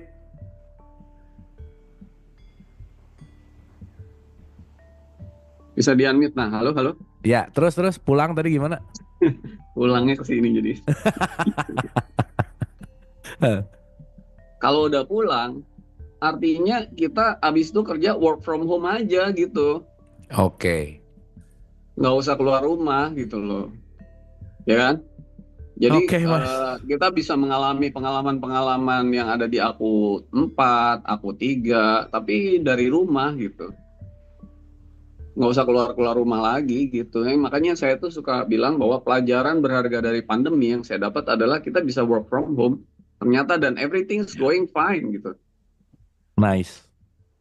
Dan itu Mas Sony, Kang Abu, bentuk praktikalnya itu sebenarnya kalau kita lacak di Al-Quran, itulah sebetulnya manifestasi Bismillahirrahmanirrahim. Ya kan? Bukan sebagai kata-kata gitu, tapi menjalani. Jadi kalau orang udah sadar. Bentar. Oke, sip, lanjut. Jadi seseorang yang sudah menyadari hakikat dirinya, dia makan bakso, terus dia bekerja, itu sudah dari hati gitu. Jadi rumah di situ tuh, ya satu sisi secara fisik kita di rumah kan enak pelajaran pandemik. Tapi di mana-mana itu sudah hobi gitu loh. Jadi rumah di situ bukan house, tapi rumah itu adalah kita comfortable dimanapun gitu, dengan hati gitu. Betul. Jadi menjalani semua pikiran, perasaan, emosi, persepsi, imajinasi, apapun itu kan ciptaan Allah, bukan. Jadi spiritual itu bukan mengeliminasi atau menghilangkan itu semua, bukan. Karena itu Allah yang ciptain. Tetapi bagaimana menggunakan itu semua work from home sehingga semua pikiran, perasaan, persepsi, imajinasi itu adalah pengalaman-pengalaman Tuhan yang hendak dialami melalui diri kita gitu. Jadi misalnya gini, saya mau berpikir ini gitu.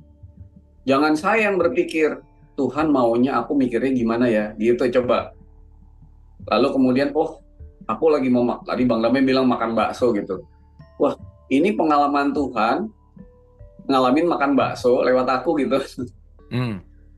Karena kalau nggak ada aku, bakso itu nggak tercipta juga kan, yang nyiptain manusia ya, ciptaan yang nyiptain gitu.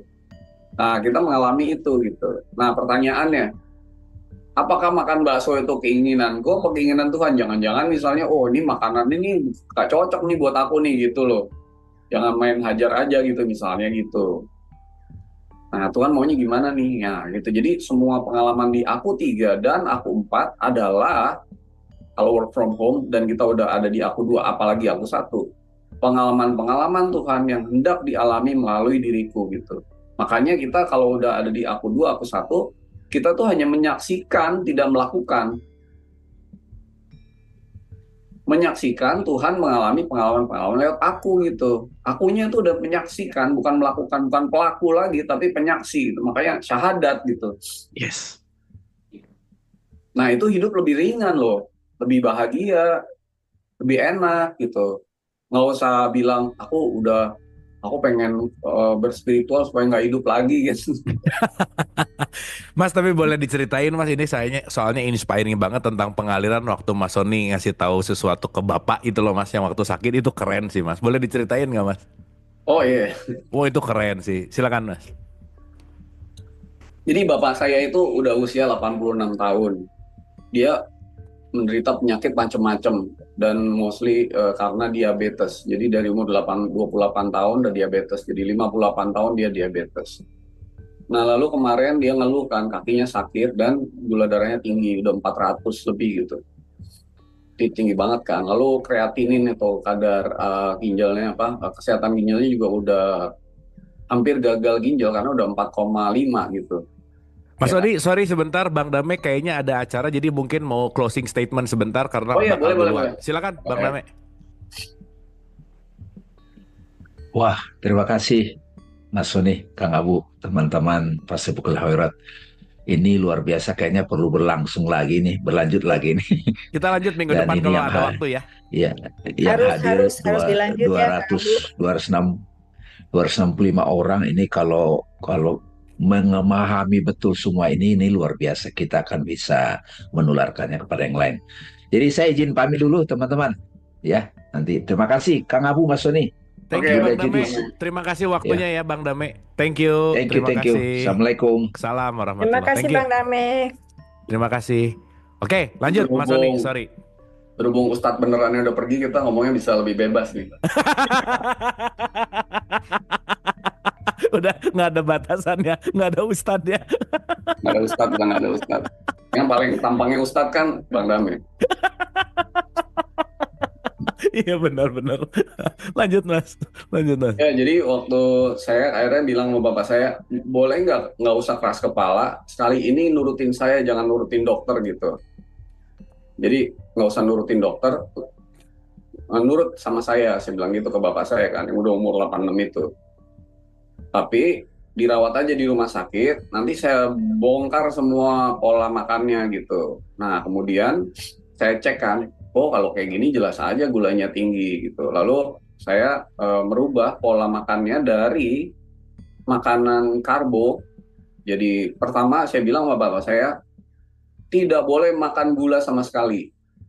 Gula itu adalah drugs, itu bukan food gitu. Jadi nggak boleh makan gula apapun, mau gula tuh ada 5, ada glukosa, fruktosa, sukrosa, galaktosa, sama maltosa. Ini 5 gula nggak boleh, termasuk gula dari buah-buahan yang manis misalnya. Apalagi minuman manis, Coca-Cola, apa gula pasir, gula tropicana, pokoknya no gula. Gitu. Gula itu racun. Yang kedua, saya bilang makan itu bukan gizi berimbang, tetapi sesuai dengan aku dua maunya bilangnya gimana, kan kita punya badan beda-beda semua. Makanya saya bilang sama bapak saya, karbo dikurangin, pagi dia makan telur setengah, makan telur putih, siang makan telur penuh, dan kuningnya maksudnya satu, dan malamnya makan telur setengah gitu. Dan saya bilang kalau telur dibilang berpotensi kolesterol itu hoax gitu. Jadi makanlah telur 2 atau 1 sehari oke gitu. Jadi, nah yang ketiga adalah karbo dikurangin. Jadi kalau pagi no karbo, siang makan siang nasi cuman maksimal 2 sendok, 2 sendok nih. Malam 1 sendok, nasi 1 sendok. Wah bapak saya bilang, wah ini kamu mau lagi nyiksa saya katanya. Nah terus udah gitu olahraga ringan gitu kan setiap hari. Tidur nggak boleh lebih dari jam 10. Malam sebelum tidur minum yogurt 1 sendok atau 2 sendok gitu. Plus kalau mau pakai apa tuh Yakult yang biru tuh yang less sugar misalnya. Campur supaya besoknya buang airnya lancar gitu. Nah jadi no karbo very very small, no sugar, plus yogurt karena kita perlu bakteri buat mencerna makanan. Kalau mau minum cuka apel yang motherland itu sebelum makan 30 menit gitu, setelah makan siang gitu. Lalu dilakukan. Dalam 3 hari gulanya turun dari 400 ke 96. Dan sekarang dia normal. Tadinya dia suntik insulin udah 22 unit gitu. Sekarang dia sama sekali enggak gitu. Padahal umur 86, berarti tidak ada kata terlambat sebenarnya. Nah, di situ saya mau sampaikan gini loh. Pada waktu itu tuh saya melawan dokter dan berantem dengan dokter profesor di depan bapak saya gitu. Saya bilang, karena dokternya melawan saya gitu. Nggak boleh kayak gini, pola makan gini nggak boleh makan telur, nggak boleh gini. Tapi saya bilang, dok, sekali ini saya nggak mau dengerin dokter, dengerin saya aja gitu. Sampai akhirnya berantem nih sama dokter gizi juga. Ahli dokter gizi itu kan di rumah sakit ya. Jadi semua makanan dari rumah sakit saya singkirin, makanan sendiri gitu ya. Setelah 3-4 hari pulang, dokternya bilang gini, ya Bapak sekarang udah sangat-sangat bagus dan membaik, karena pola pengobatan kita udah bener, kata gitu. Diklaim.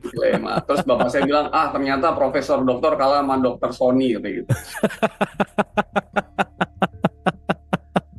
Nah, itu bukti dari dogma. Sebagai dokter, dia udah dididik bahwa kalau kamu makan banyak, nggak pernah dianalisa intake karbonya tiap hari, dan kita orang Indonesia tuh kebanyakan makan karbo.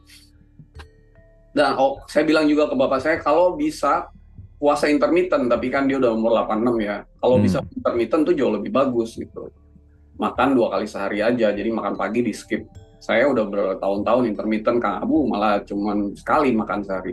Jadi kita jangan kebanyakan makan aja intinya. Nah, terus nanti saya jelasin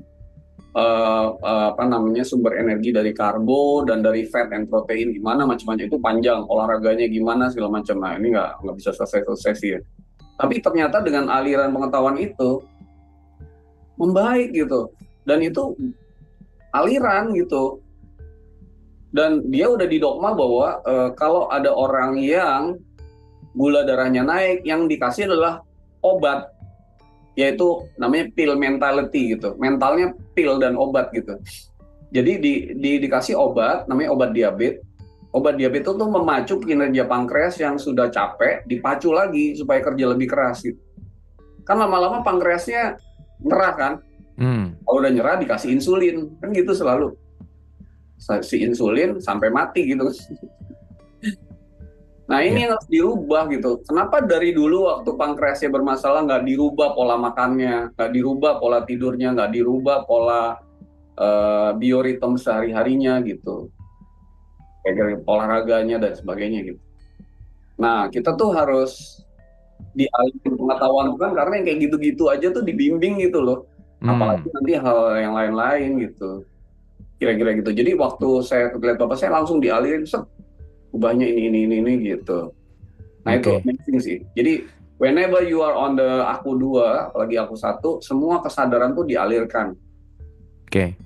Mas, ini jadi ada 8 pertanyaan yang sama, Mas. Banyak. Mas, gimana sih cara mendapatkan aliran itu supaya benar-benar aku yakin terhadap aliran aku 2 tuh apa yang Mas Sony lakukan gitu. Itu keren, Mas. Silakan, Mas. Nah gini, waktu penciptaan Adam itu kan ada Allah ngobrol sama malaikat, sama iblis, sama Adam kan, ada berempat kan. Lalu kita berpikir ini ada Allah, ada 4 meja lagi kayak main kartu gitu. Ini Allah ada sisi sana, lalu ada malaikat, lalu ada iblis, ada Adam lagi ngobrol gitu. Padahal kan nggak kayak gitu ya ceritanya gitu. Adam itu lagi bicara dengan Allah yang udah memercik. Dia udah makan buah huldi, kemudian dia memercik. Kemudian terjadi pembicaraan antara Allah dan malaikat dan iblis atau setan. Malaikat atau iblis dan setan menggoda lewat Hawa gitu loh. Makanya tadi saya bilang lewat aku 3 lah si iblis ini menggoda. Kalau kita udah di aku 2 ya nggak digoda dong. Ya. Nah lalu ada malaikat. Malaikat itu sifat di dalam diri kita, bukan sosok yang kayak pakai sayap, keplek-keplek gitu, enggak gitu. Di dalam diri kita tuh ada sifat malaikat, yaitu malakut. Malakut itu artinya tunduk patuh kepada Tuhan. Dan apa kata malaikat waktu Allah mengajarkan nama-nama di Al-Baqarah 30-39? Nggak tahu deh. La ilma lana illama alam tanah. Aku itu hanya mengikuti apa yang Tuhan alirkan lewat diriku gitu. Bukan apa yang di-create sama pikiran, perasaan, emosi, persepsinya gitu loh. Jadi sebenarnya kita tuh kalau ada di kesadaran aku 2 dan aku 1, Robana la ilma lana li illama alam tanah. Jadi akan selalu dialirkan kesadaran, dan kalau kita selalu tunduk, kita bersifat malakut gitu. Nah, kita itu mau di mana hidup itu? Mikir lewat pikiran kita nih, lewat apa yang kita baca. Maaf ya, aku tuh nggak pernah baca buku gitu. Buku-buku spiritual tuh nggak ada. Kemarin pinjem buku Bang Damai beli, aku belum sempet baca, udah gue balikin. Karena aku mikir, wah ini kalau gue baca buku ini nanti, ya bukan berarti nggak boleh baca buku ya, tapi ternyata ada yang dialirin terus kok gitu. Jadi kalau udah di aku 2, aku 1, aliran itu adalah sesuatu yang alami, yang fitrah gitu. Nah, roh saya sama rohnya siapa di sini ya? Novi SR ini siapa? Atau Mbak Mami Ike gitu. Sama nggak rohnya? Sama dong. Nggak ada roh yang lebih gimana. Kan semua roh Tuhan kan, bener nggak? Tuh. Nggak ada yang roh tuh lebih bagus dari yang lain, nggak ada kan? Nggak ada satu roh lebih jelek yang lain, nggak ada kan? Nggak ada yang satu roh spesial, yang ini nggak spesial kan, nggak ada gitu. Berarti kalau para utusan Tuhan, Nabi Rasul itu bisa dialirin, kita semua bisa nggak roh yang sama? Bisa gitu loh. Asal ada tahu nih ininya gitu loh. Dan nggak usah berlatih, berusaha. Orang ini menjadi diri sendiri kok susah amat sih gitu loh. That you are that gitu loh. Kita itu fitrahnya begitu gitu. Tapi kita kan, susah banget ya. Begitu bilang susah, perlu usaha, perlu itu berarti udah di aku 3 tuh, di pikiran tuh gitu. Gitu. Jadi aliran itu sesuatu yang fitrah. Fitrah itu adalah being yourself, menjadi diri sendiri gitu, diri sejati. Bukan becoming others, menjadi yang lain daripada yang bukan kita gitu. Hanya kita selama ini karena udah di aku 3 terlalu banyak nih, udah digondelin, namanya entangled, udah di apa ya? Entangled itu apa? Terjerat. Terjerat, betul. Terjerat oleh semua pikiran, perasaan, persepsi, emosi ini sampai akhirnya kalau saya bilang sama Mbak Judis nih orangnya apa ya? Nyebelin deh gitu. Judis tuh nyebelin deh.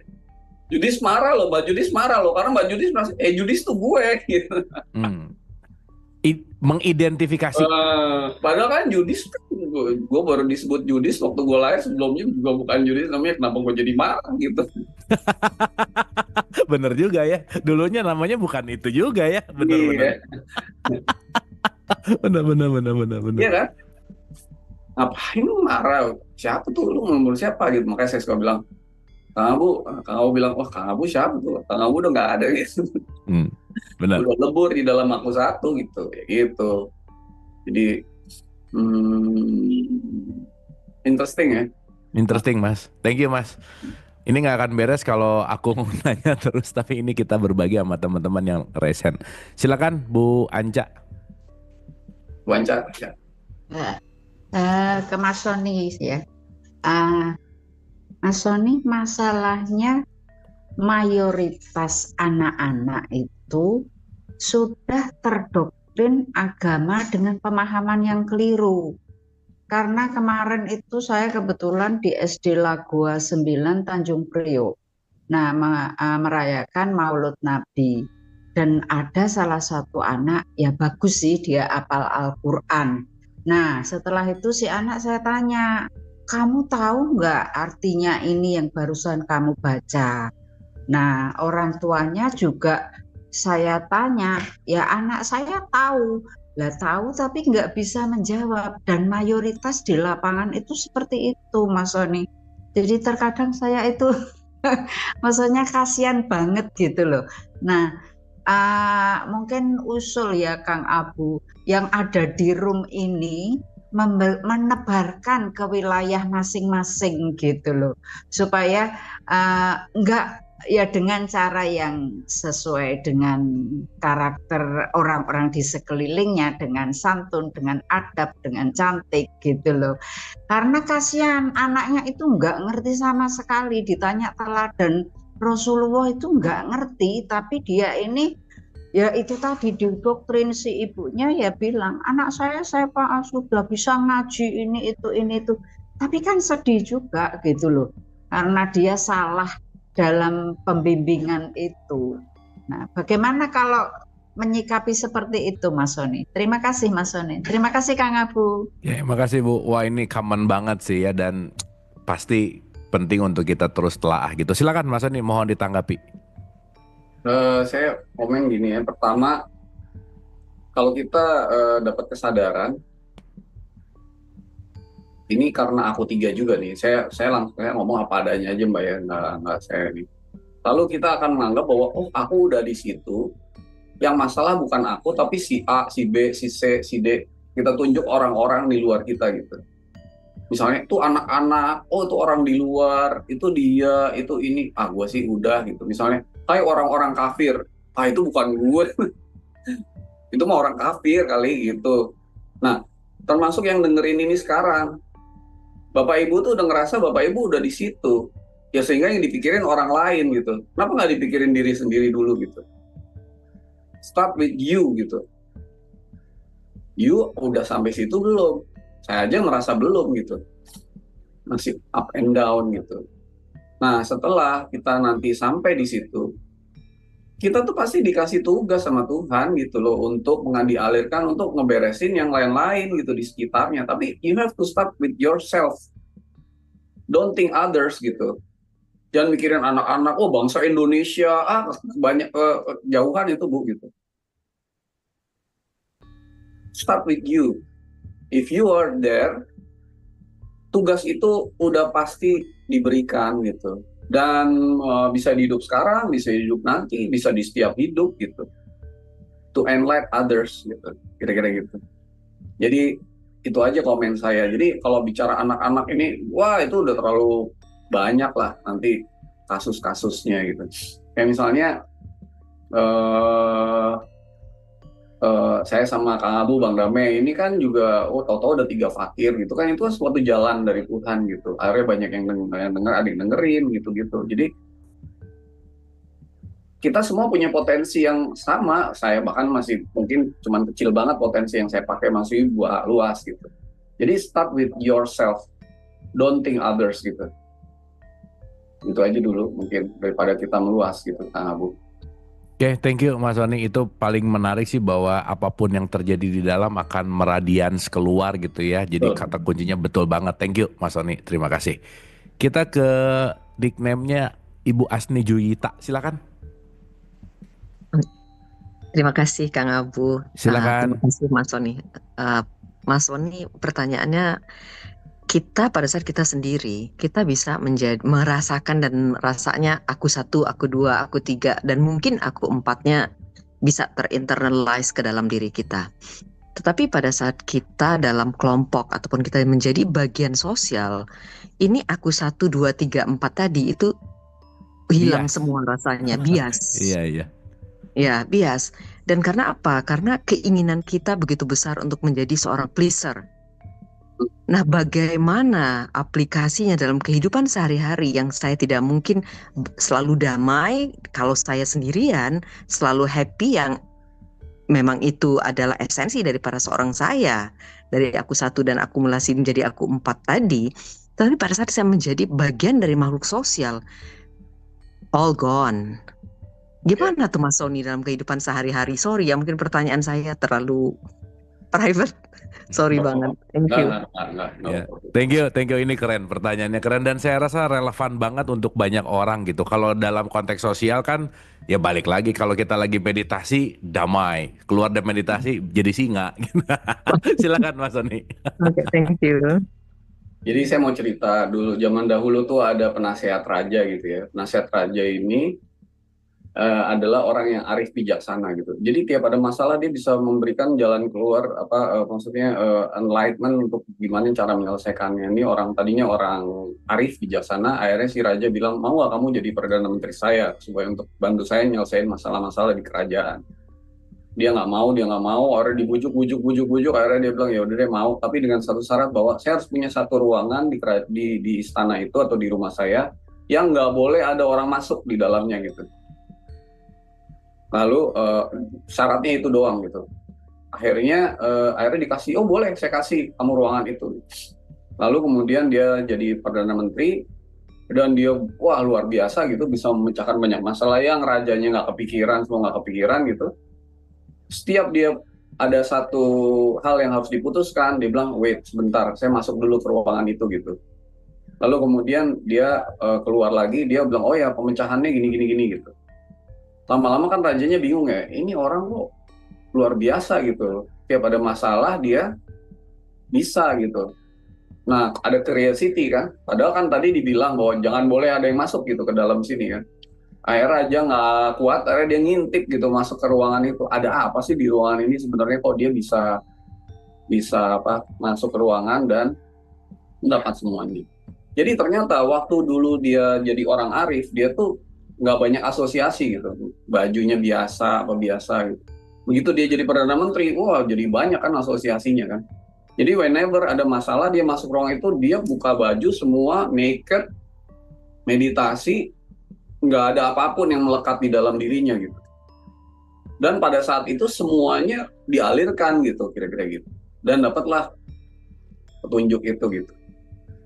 Jadi sebenarnya poinnya adalah kita itu terlalu banyak asosiasi gitu.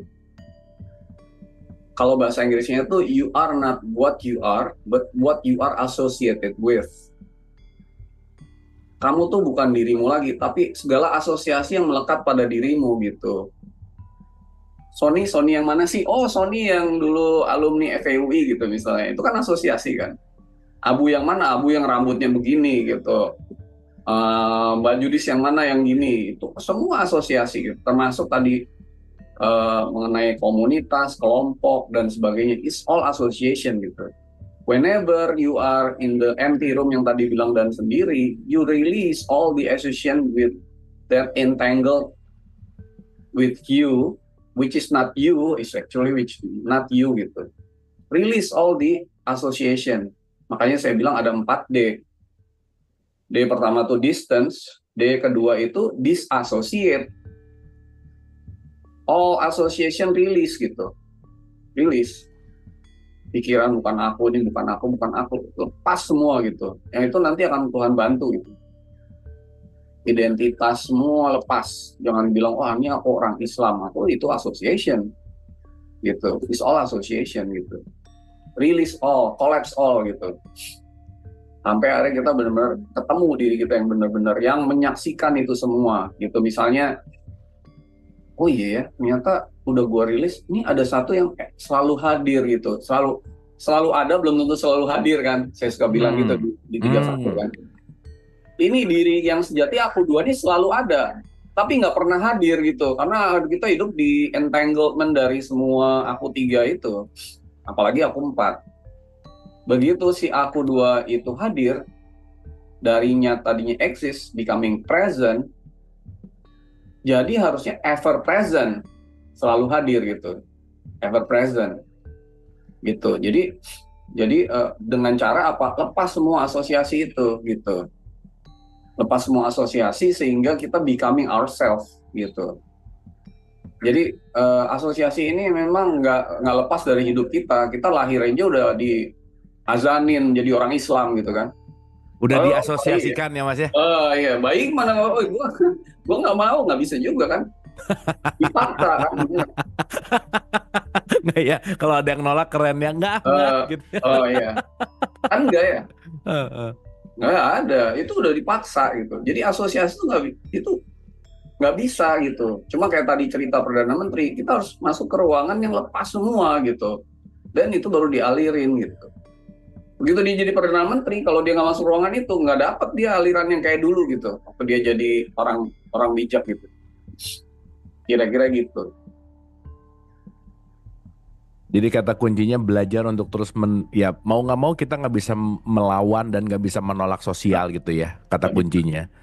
Tapi Mas, yang Mas Sony pernah bilang juga, begitu udah di aku 2, maka aku 2 yang akan selalu menyaksikan topeng-topeng aku 3, jadi dia fine-fine aja sih. Fine-fine aja, iya.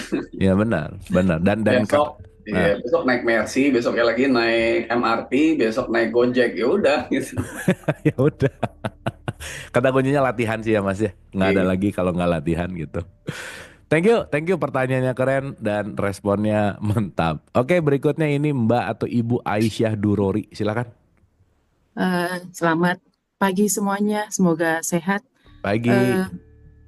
Mas Sony, saya mungkin ada kameranya nih Mbak. Not kamera ready, Mas Sony. Oh iya, oke. Oke, suatu saat di tengah saya meditasi, saya diberikan pengalaman yang mungkin saya perlu bantuan Mas Sony untuk mengidentifikasi. Jadi ketika meditasi saya diberikan pengalaman out of body experience. Jadi saya ada badan saya yang tertinggal, ada saya yang keluar badan, ada saya yang ketakutan.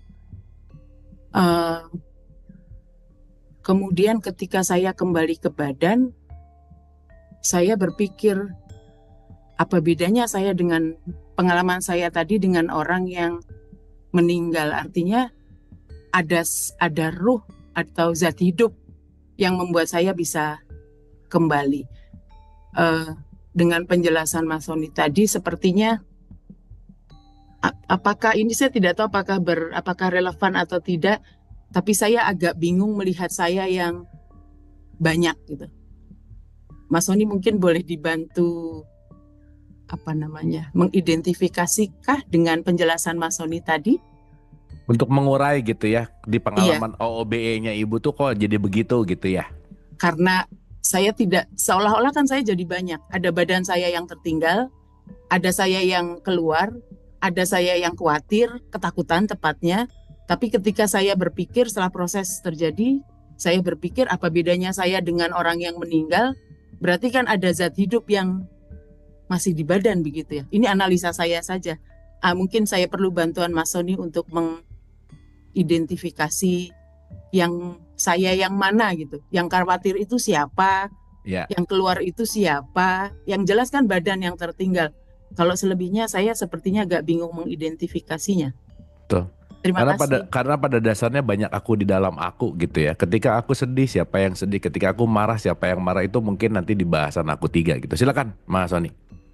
Ya, aku juga pernah ngalamin kejadiannya Bu Aisyah itu, pernah out of body experience dan keluar dari tubuh. Malah saya kemana-mana gitu, meditasi di Gua Hiro, di mana, tapi udah nggak di badan gitu ya. Terus kemudian bisa melihat badan saya sendiri yang terbaring gitu. Kemudian bedanya adalah kalau orang meninggal itu saya bisa ngelihat ada tali gitu yang hubungan antara saya yang keluar dengan badan saya gitu. Tali kayak warnanya, kalau dilihat kayak mata ini mungkin warnanya silver gitu. Makanya sering disebut kalau orang out of body experience itu namanya silver cord gitu kan. Tali silver. Jadi kayak ini loh. Kita pernah punya tali pusar kan ya. Tali pusar nih. Tali pusar itu begitu lahir kan dipotong ya. Nah itu sama tuh, jadi ada tali antara badan fisik kita sama yang non fisik yang bisa out of body itu, tapi ada talinya gitu Kang Abu. Atau Bu siapa tadi namanya? Bu Aisyah gitu. Jadi kalau talinya udah nggak ada, udah lepas, berarti kita nggak bisa balik lagi ke tubuh itu gitu. Itu namanya meninggal gitu. Tapi kalau kita talinya belum lepas, ya begitu out of body bisa balik lagi ke situ gitu kira-kira, kayak tali pusar tapi non fisik kira-kira gitu. Nah, jadi yang ada di tubuh itu adalah aku 4 tadi ya, tubuh fisik yang kita tinggal di kuburan, termasuk otaknya gitu. Otaknya kan ada di kuburan. Makanya ada mind and thought ya. Thought itu mindnya di bawah, thoughtnya ditaruh di kuburan. Lalu kemudian yang keluar itu adalah jiwa yang bisa memperhatikan itu. Tapi di dalam jiwa ada rohnya gitu kira-kira. Ada roh, yaitu diri sejati. Nah, antara jiwa dan roh inilah yang keluar ketika jiwa dan roh ditiupkan di 32 ayat 9 itu ditiupkan ke tubuh yang baru dan menjalani hidup di tubuh yang baru, dan kita nggak bisa pindah-pindah nih. Jadi misalnya hari ini aku pakai badan ini, besok badan lain enggak, karena ada tali itu tadi saya bilang kayak tali pusar tapi non fisik gitu, nggak bisa pindah-pindah. Bisa keluar, disebut keluar, atau di waktu tidur kan digenggam Allah kan ini 39 ayat 42 tuh digenggam jiwanya gitu, dipegang gitu. Jadi nggak bisa berfungsi gitu kan waktu tidur itu, atau keluar gitu, keluar bisa menyaksikan. Ya sebenarnya peristiwa mati itu ya mirip tuh, bedanya tali pusarnya atau tali silver cord-nya tuh putus gitu. Jadi nggak bisa. Nah, orang yang habis mati tuh kadang-kadang pengen balik ke tubuhnya terus, tapi nggak bisa gitu. Kok nggak bisa nih gitu? Ya nggak bisa lah, orang talinya udah nggak ada gitu kayak. Makanya kalau udah mati itu jangan pengen balik ke tubuh gitu. Pasrah aja udah gitu. Kalau nggak itu bisa lama loh prosesnya itu. Makanya kayak misalnya mati harus segera dikubur, harus segera dibakar supaya dia nggak ngelihat badannya lagi, kira-kira gitu. Gitu loh, jadi nggak ada keinginan untuk balik ke badannya karena badannya kan udah dikubur. Dia udah, wah kok badan gue udah di kuburan, kalau enggak dia masih berusaha masuk. Nah yang keluar itu adalah jiwa dan di dalamnya ada roh. Nanti kalau misalnya kita kemudian ada perjalanan sebentar, lalu misalnya nanti pasrah berserah, kita masuk next chapter of life, itu kombinasi dari aku 3 dan aku 2 itu, yaitu roh dan jiwa, itu akan mendapat kendaraan atau hidup yang baru gitu. Dengan hukum frekuensi, hukum tabur tuai, hukum 20, hukum semesta itu kita akan diberikan satu casing yang baru dan mengalami hidup berikutnya, di mana di situ udah satu paket, bapak ibunya siapa, hidupnya siapa, pakai hukum frekuensi. Masuklah ke badan yang lain, kira-kira gitu. Kayak gitu. Oke.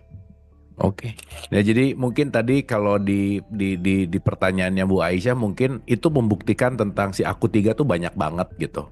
Banyak ya, betul. Iya, jadi partikelnya banyak sekali gitu. Asosiasi bahwa yang sedih itu siapa? Betul, itu good question banget gitu untuk masuk menanyakan bahwa justru yang menyaksikan itulah yang paling terpenting gitu. Nah itulah si aku dua itu tadi. Iya, yang menyaksikan itu bisa aku 3, bisa aku 2 gitu. Iya, iya. Gini misalnya gini ya Bu Aisyah, sesimpel gini aja. Waktu di hidup itu kan ada pengalaman di aku 3. Mengalami misalnya belajar piano gitu. Udah jago nih pianonya nih. Hidup lagi nih, si jiwa dan roh dapat kendaraan fisik baru di hidup baru. Terus anak itu diajarin main piano, kan pengalaman dulu masih ada ya, masih tersimpan gitu. Terus dia ternyata baru diajarin piano sebentar udah jago gitu. Kayak siapa sih dulu ada anak kecil tuh siapa namanya? Alexander tuh Joy. Iya benar-benar. Dia cuma belajar setahun jago gitu. Ya kenapa dia jago? Ya orang dia punya pengalaman di hidup sebelumnya gitu loh. Di aku 3-nya ya wajar aja gak jago. Lalu orang yang ngerti udah, oh ini anak ini berbakat gitu. Bakat yang ngasih siapa? Tuhan gitu, nggak gitu kali gitu. Oke Mas. Ini nanti kita dalamin lagi Mas. Kayak Kang Abu dibilang ini Sony ini nggak pernah IAIN, nggak pernah apa, kok bisa? Ya biasa aja kali, kan hidup lalu udah belajar gitu, kira-kira gitu. Suka ngelihatnya tuh suka snapshotnya sih Mas, nggak ngelihat secara keseluruhan. Betul. Nice, thank you Mas. Ya. Oke, ini karena waktu udah mepet, jadi ini ada 2 resen lagi, jadi tolong langsung ke pertanyaan, dilangsungin dulu nanti di responnya barengan. Mbak Sisi silakan Mbak, apa kabar? Halo. Halo Kang Abu, apa kabar? Baik, apa kabar? Alhamdulillah Mas Sony, salam kenal. Aku langsung aja ya ke pertanyaannya, ada 2 pertanyaan sih gitu. Jadi sebenarnya aku udah mendapatkan knowledge gini-gini tuh udah dari lama gitu ya. Maksudnya sampai sekarang tuh bukan knowledge yang baru, tapi tuh aku merasa aku tuh kayak masih menjalani hidup tuh di level otak gimana ya. Jadi kayak belum benar-benar masuk ke dalam hati dan menjalankan tuh dengan hati gitu. Jadi kayak maksudnya aku menjalankan rasanya karena yang benar tuh begini, karena berdasarkan knowledge aku tuh yang aku tahu seperti ini gitu. Jadi gimana caranya untuk lebih sensitif dan maksudnya menghaluskan hati, jadi kayak menjalankan tuh memang dari hati gitu. Terus yang kedua pertanyaannya tadi mungkin kalau dijelaskan tuh memang yang menjalani hidup ini Tuhan gitu. Jadi kita hanya penyaksi lah gitu ya. Tapi apa bedanya penyaksi dengan males gitu? Maksudnya saya tuh pernah ada di masa-masa yang kayak jalan ya udah apapun ini Tuhan, ini bukan saya gitu. Jadi tuh sebenarnya tidak melibatkan sayanya gitu. Padahal kan ada karma juga mungkin yang kayak harus disadari gitu. Maksudnya hidup tuh harus kita sadari juga gitu. Cuman pernah ada waktu-waktu yang memang enak banget gitu. Cuman rasanya itu bukan karena pasrah dengan apa yang Tuhan kasih, tapi lebih karena males gitu. Kayak dikasih ini ya udah Tuhan maunya ini, dikasih ini Tuhan maunya ini gitu loh. Jadi gimana kita juga terlibat di dalam hidupnya itu gitu sih Mas Sony, Kang Abud. Makasih. Oke, thank you Mbak. Ini keren pertanyaannya. Oke, next Mbak Fitri silakan. Langsung ke pertanyaannya. Ya, terima kasih Kang Abu. Ya. Apa kabar juga, ditunggu hadirannya di Malang. Iya, coming soon. Gimana? Iya, ini langsung aja. Senang banget ada ketemu Kang Sony. Kebetulan ini tepat banget ya. Saya ini lagi nunggu jam kuliah selanjutnya. Nah, ini berkaitan dengan apa yang sekarang saya lagi lakukan. Saya lagi di akademis kan, maksudnya di pendidikan agama Islam. Itu sangat berbeda banget ya dengan apa yang aku dapat, pengalaman aku, dan khususnya aku dapat ilmu banyak dari Kang Abu. Dari mulai retreat itu, apa yang selama ini saya tanya di hati terjawab semua, sampai sekarang akhirnya ke sini semakin dalam ya tentang informasi dari sini nih. Khususnya aku sering juga lihat-lihat kajian ini. Nah, itu bagaimana ya, bisa minta saran buat dari Kang Sony untuk saya yang sekarang saya lagi menjalanin akademis ini, kuliah ini, itu tingkah laku misalnya di dunia pendidikan ini, mulai dari dosen, terus kemudian juga kita dalam belajar, itu sangat beda banget sudah, yang perbandingan jauh banget ya. Dan saya agak sedikit bicara ketika saya misalnya presentasi atau saya dari mata kuliah saya kaitkan, itu mereka kayaknya sempat saya dibantai oleh salah satu dosen gitu ya, bahwa pemikiran saya terlalu jauh katanya begitu. Nah, ini bagaimana menyikapinya nih Kang Sony, ada sarankah untuk saya gitu ya? Jadi kalau kita pas terjun di sini kok kayaknya ada gemes greget atau saya sedang yang lagi dilatih gitu ya, aku duanya gitu macam. Jadi aku 3, aku 4-nya saya ini harus bagaimana gitu Kang Sony. Terima kasih Kang Abu, itu dulu sementara. Oke, thank you. Mendingan pindah fakultas sih kayaknya ya, udah paling benar. Thank you Mbak Fitri. Wah keren sih, ini menarik nih. Silakan Mas, yang tadi nomor 1 adalah terjebak di aku 3, knowledge bener salah lah, dualitas. Terus beda tipis antara bersaksi dan males gitu, dan ini udah terjebak di akademis pendidikan agama Islam tapi kok unik gitu ya, banyak ya, maksudnya secara relevansinya nggak oke lah gitu dalam tanda petik. Silakan Mas Sony. Ya oke. Pertama yang tadi ya, jadi ini udah diketahui lama. Oh iya benar, kan saya bilang ini bukan pengetahuan yang baru. Kan rohnya udah tahu, sebelum dikasih tahu juga udah tahu, tapi nggak sadar aja gitu. Jadi misalnya dibilang, iya ya gitu, itu sih gue udah tahu, emang bener. Kayak saya bilang, saya nggak ngasih tahu sesuatu atau yang baru, kan ini aliran. Kalau aliran itu kamu udah tahu sebenarnya. Cuman selama ini terhijab aja gitu. Kita kan ngebuka, nah istilahnya tuh hijab atau apa namanya, ini aja tutupan, batasan itu aja. Begitu dibuka semua, aku tahu segala-galanya. Bukan, kamu nggak tahu apa-apa. Kamu tuh fakir gitu loh. Kamu tuh nggak tahu apa-apa, nggak bisa apa-apa, bukan siapa-siapa gitu. Yang maha tahu lah yang mengaliri kamu gitu loh. Jadi jangan pernah ngeklaim bahwa aku udah tahu, enggak, itu nggak tahu apa-apa deh. Karena kalau attitude-nya begitu, nggak dialirkan gitu loh. Jadi jadilah selalu gelas kosong gitu, sehingga aliran itu terus-menerus terjadi, gitu ya. Nah, kemudian tadi bicara tentang males ya. Sebenarnya kan pertanyaannya, kita mau hidup itu mau sendiri atau digerakkan dan dibimbing gitu. Nah, kalau hidup itu digerakkan, dibimbing, itu segala gerakan dan itu adalah aliran dan bimbingan gitu. Apakah kita sehari-hari jadi nggak ngapa-ngapain? Ya enggak dong. Kita justru segala sesuatu itu bisa melakukan dengan lebih efektif gitu. Lebih sesuai kehendaknya, bukan kehendak kita gitu.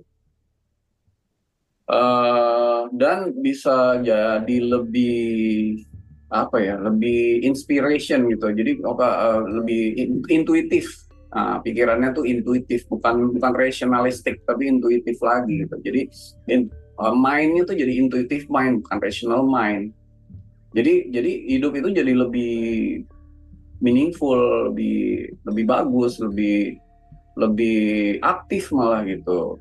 Gimana sih orang gini deh, menjalanin hidup sebagai pengalaman Tuhan. Masa Tuhan mau ngalamin kamu males-malesan nih?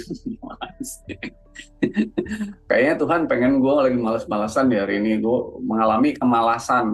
Nah, nggak mungkin lah gitu. Pasti Tuhan mau kita aktif. Dan sampai tua, sampai mati, sampai nanti hidup lagi tetap aktif gitu. Makanya kalau sampai jadi nggak aktif dengan pola hidup yang salah, mau gerak susah, mau apa susah, ya itu bukan kehendak Tuhan gitu. Saya tadi pagi udah lari 7 kilo loh gitu. Kemarin 12 kilo lari gitu. Jadi aktif gitu loh. Kira-kira gitu. Tadi pertanyaan, jadi aktif tapi digerakkan, bukan bergerak sendiri. Lalu pertanyaan tadi Bu Fitri itu penting banget ya. Jadi apa sih kunci Nabi Muhammad dialirkan itu? Dia selalu ummi gitu. Ummi itu bukan buta huruf, tapi bebas konsep gitu. Jadi Rasul yang ummi gitu ya, 62 ayat 2 itu apa? 60 berapa tuh Kang Abu ya? 60 ayat 4 atau apa tuh? Ya. Ibrahim adalah Rasul yang ummi, Nabi Muhammad adalah ummi gitu. Rasul yang ummi. Ummi itu artinya bebas konsep. Jadi kalaupun nanti ada konsep yang diajarin ya kita untuk lulus ujian nggak apa-apa lah gitu loh. Cuman harus bebas konsep dan pendekatannya harus beda gitu. Nah memang kita akan melawan banyak. Saya ini ngobrol begini nih ngelawan banyak dogma loh. Saya sama Kang Abu misalnya di 3 Fakir bilang, surga neraka itu sekarang loh, bukan nanti. Itu kan dogmanya. Nggak ada kata nanti, itu nggak ada. Terus dibilang itu, tapi kan up and down. Misalnya gitu kan dibilang, kan itu kan di Quran dibilang kekal selama-lamanya di surga atau neraka. Bukan, saya bilang gitu. Kekal itu kata-kata yang kurang tepat. Di dalam bahasa Inggris itu ada dua, ada yang namanya forever, ada eternal. Forever itu artinya selama-lamanya. Kalau eternal tuh everything is now gitu loh. Nanti itu kan karena ada matahari aja. Kalau nggak ada matahari, ada nggak sih besok? Everything is becoming now. Itulah namanya eternal, kholidina fiha abada gitu. Jadi neraka surga itu eternal, bukan forever gitu. Dua-duanya kalau diterjemahin jadi abadi gitu. Tapi beda gitu. Yang dimaksud Quran itu eternal. Eternal is now. Now. Nggak ada besok, nggak ada nanti. Now, sekarang gitu. Ya surga neraka itu now. Gitu loh. Itu ngelawan dogma banget nggak? Ya intinya Mbak Fitri itu ada di pusat dogma, sementara realitas itu adalah Umi tadi bebas konsep sih Mas, ya itu. Ya, itu intinya itu. Jadi tapi itu kan pilihan juga ya. Ya Mbak Fitri yang milih ya udah aja sih gitu. Oke. Ya gimana caranya tuh untuk terus tetap bijak lah ya intinya. Ya, tapi bijaksana tuh penting. Jadi artinya jangan mentang-mentang kita tahu kebenaran. Saya dulu tuh ngerjain obligasi syariah global ya, berkali-kali ketemu DSN, Dewan Syariah Nasional, minta fatwa. Ya kalau saya ngomong begini, wah, ya kita iya aja gitu. Oh iya benar bagus gitu. Saya nggak ngerti apa-apa, Bapak yang lebih pintar gitu. Gitu aja, sama. Ya. Mantap, thank you Mas Sony. Kita tepuk tangan dulu dong buat Mas Sony. Mas Sony, terima kasih banyak, keren, luar biasa. Seru lah pokoknya. Kayaknya nggak selesai satu episode nih Kang Agus. Mudah-mudahan minggu depan kalau kita nyantai kita lanjut lah Mas. Kita lihat waktunya. Ya. Oke, terakhir seperti biasa mungkin ada penutup dulu dari Ibu Kepala Sekolah. Mangga Bun. Iya. Terima kasih Kang Abu, terima kasih Mas Sony. Hari ini sangat mind blowing banget ya. Jadi apa yang disampaikan sama Mas Sony itu relate banget sama yang sudah disampaikan sama Kang Abu dan Bang Dame. Dan dari saya tidak banyak yang saya akan ungkapkan Mas Sony. Hanya saya akan mengendapkan dulu semua yang didapat sama Mas Sony. Karena sebelum saya ngalami saya juga nggak bisa bicara apa-apa gitu.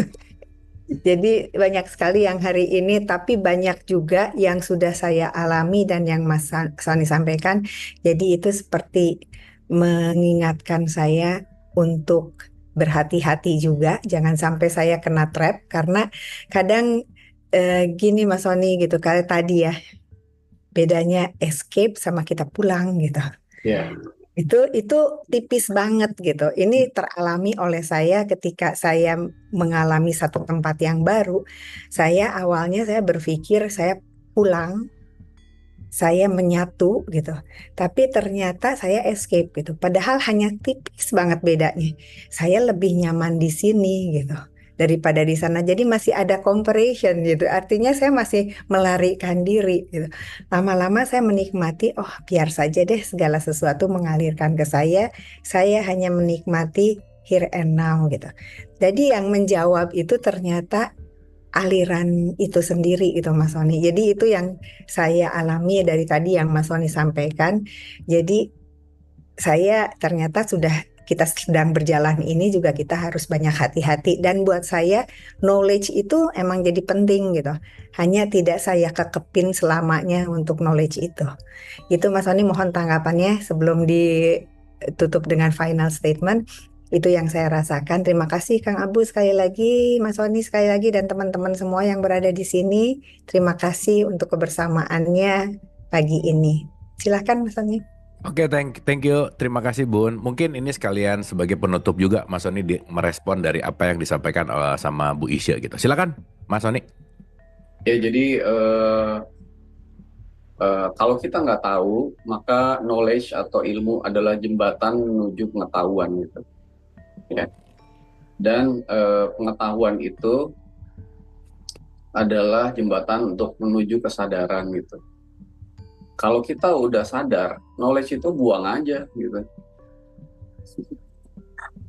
Dan kesadaran itu adalah jembatan untuk menuju pengalaman gitu. Kalau udah punya pengalaman, kesadaran tuh nggak perlu lagi gitu. Gini deh, orang Jepang itu nggak usah dibilang buang sampah, tidak boleh buang sampah sembarangan, nggak ada tempat sampah di mana-mana, nggak ada sampah, karena udah pengalaman, udah sadar gitu. Jadi nggak perlu dikasih tahu lagi gitu loh, kira-kira gitu. Nah, cuman kita harus nanti ketika udah sampai di aku 2, aku 1, kita kan harus berinteraksi dengan orang-orang lain yang mungkin ya kita nggak ngerasa kita udah ya, tapi berinteraksi, maka perlu knowledge lagi kan untuk men-sharing ini semua tadi kan. Jadi kan tadi kita bicara ini kan semua ini knowledge juga untuk menuju pada ngajakin orang lain lah, kira-kira gitu.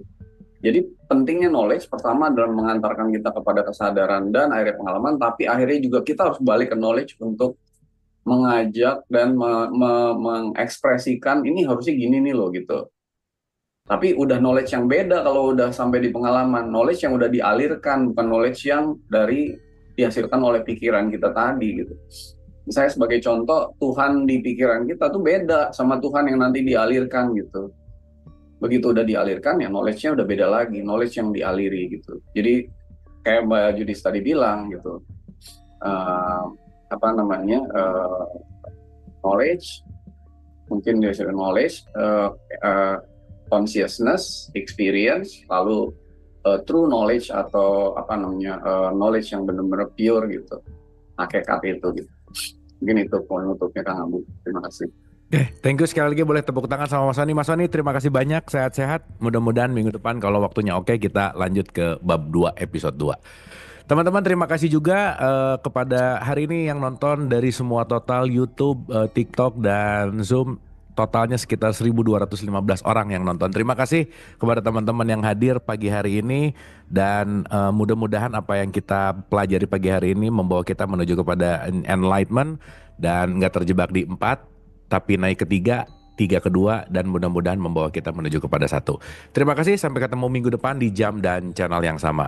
Dan jangan lupa nonton 3 Fakir terus, cek aja di YouTube 3 Fakir gitu, teman-teman boleh cek di situ untuk nonton. Kita lagi bahas sekarang ini hakikat Nabi dan Rasul, dan itu very interesting. Tetap belajar, tetap semangat, dan sehat, dan terus bahagia. Hatur nuhun, terima kasih, mohon maaf lahir dan batin. Wabillahi taufiq wal hidayah.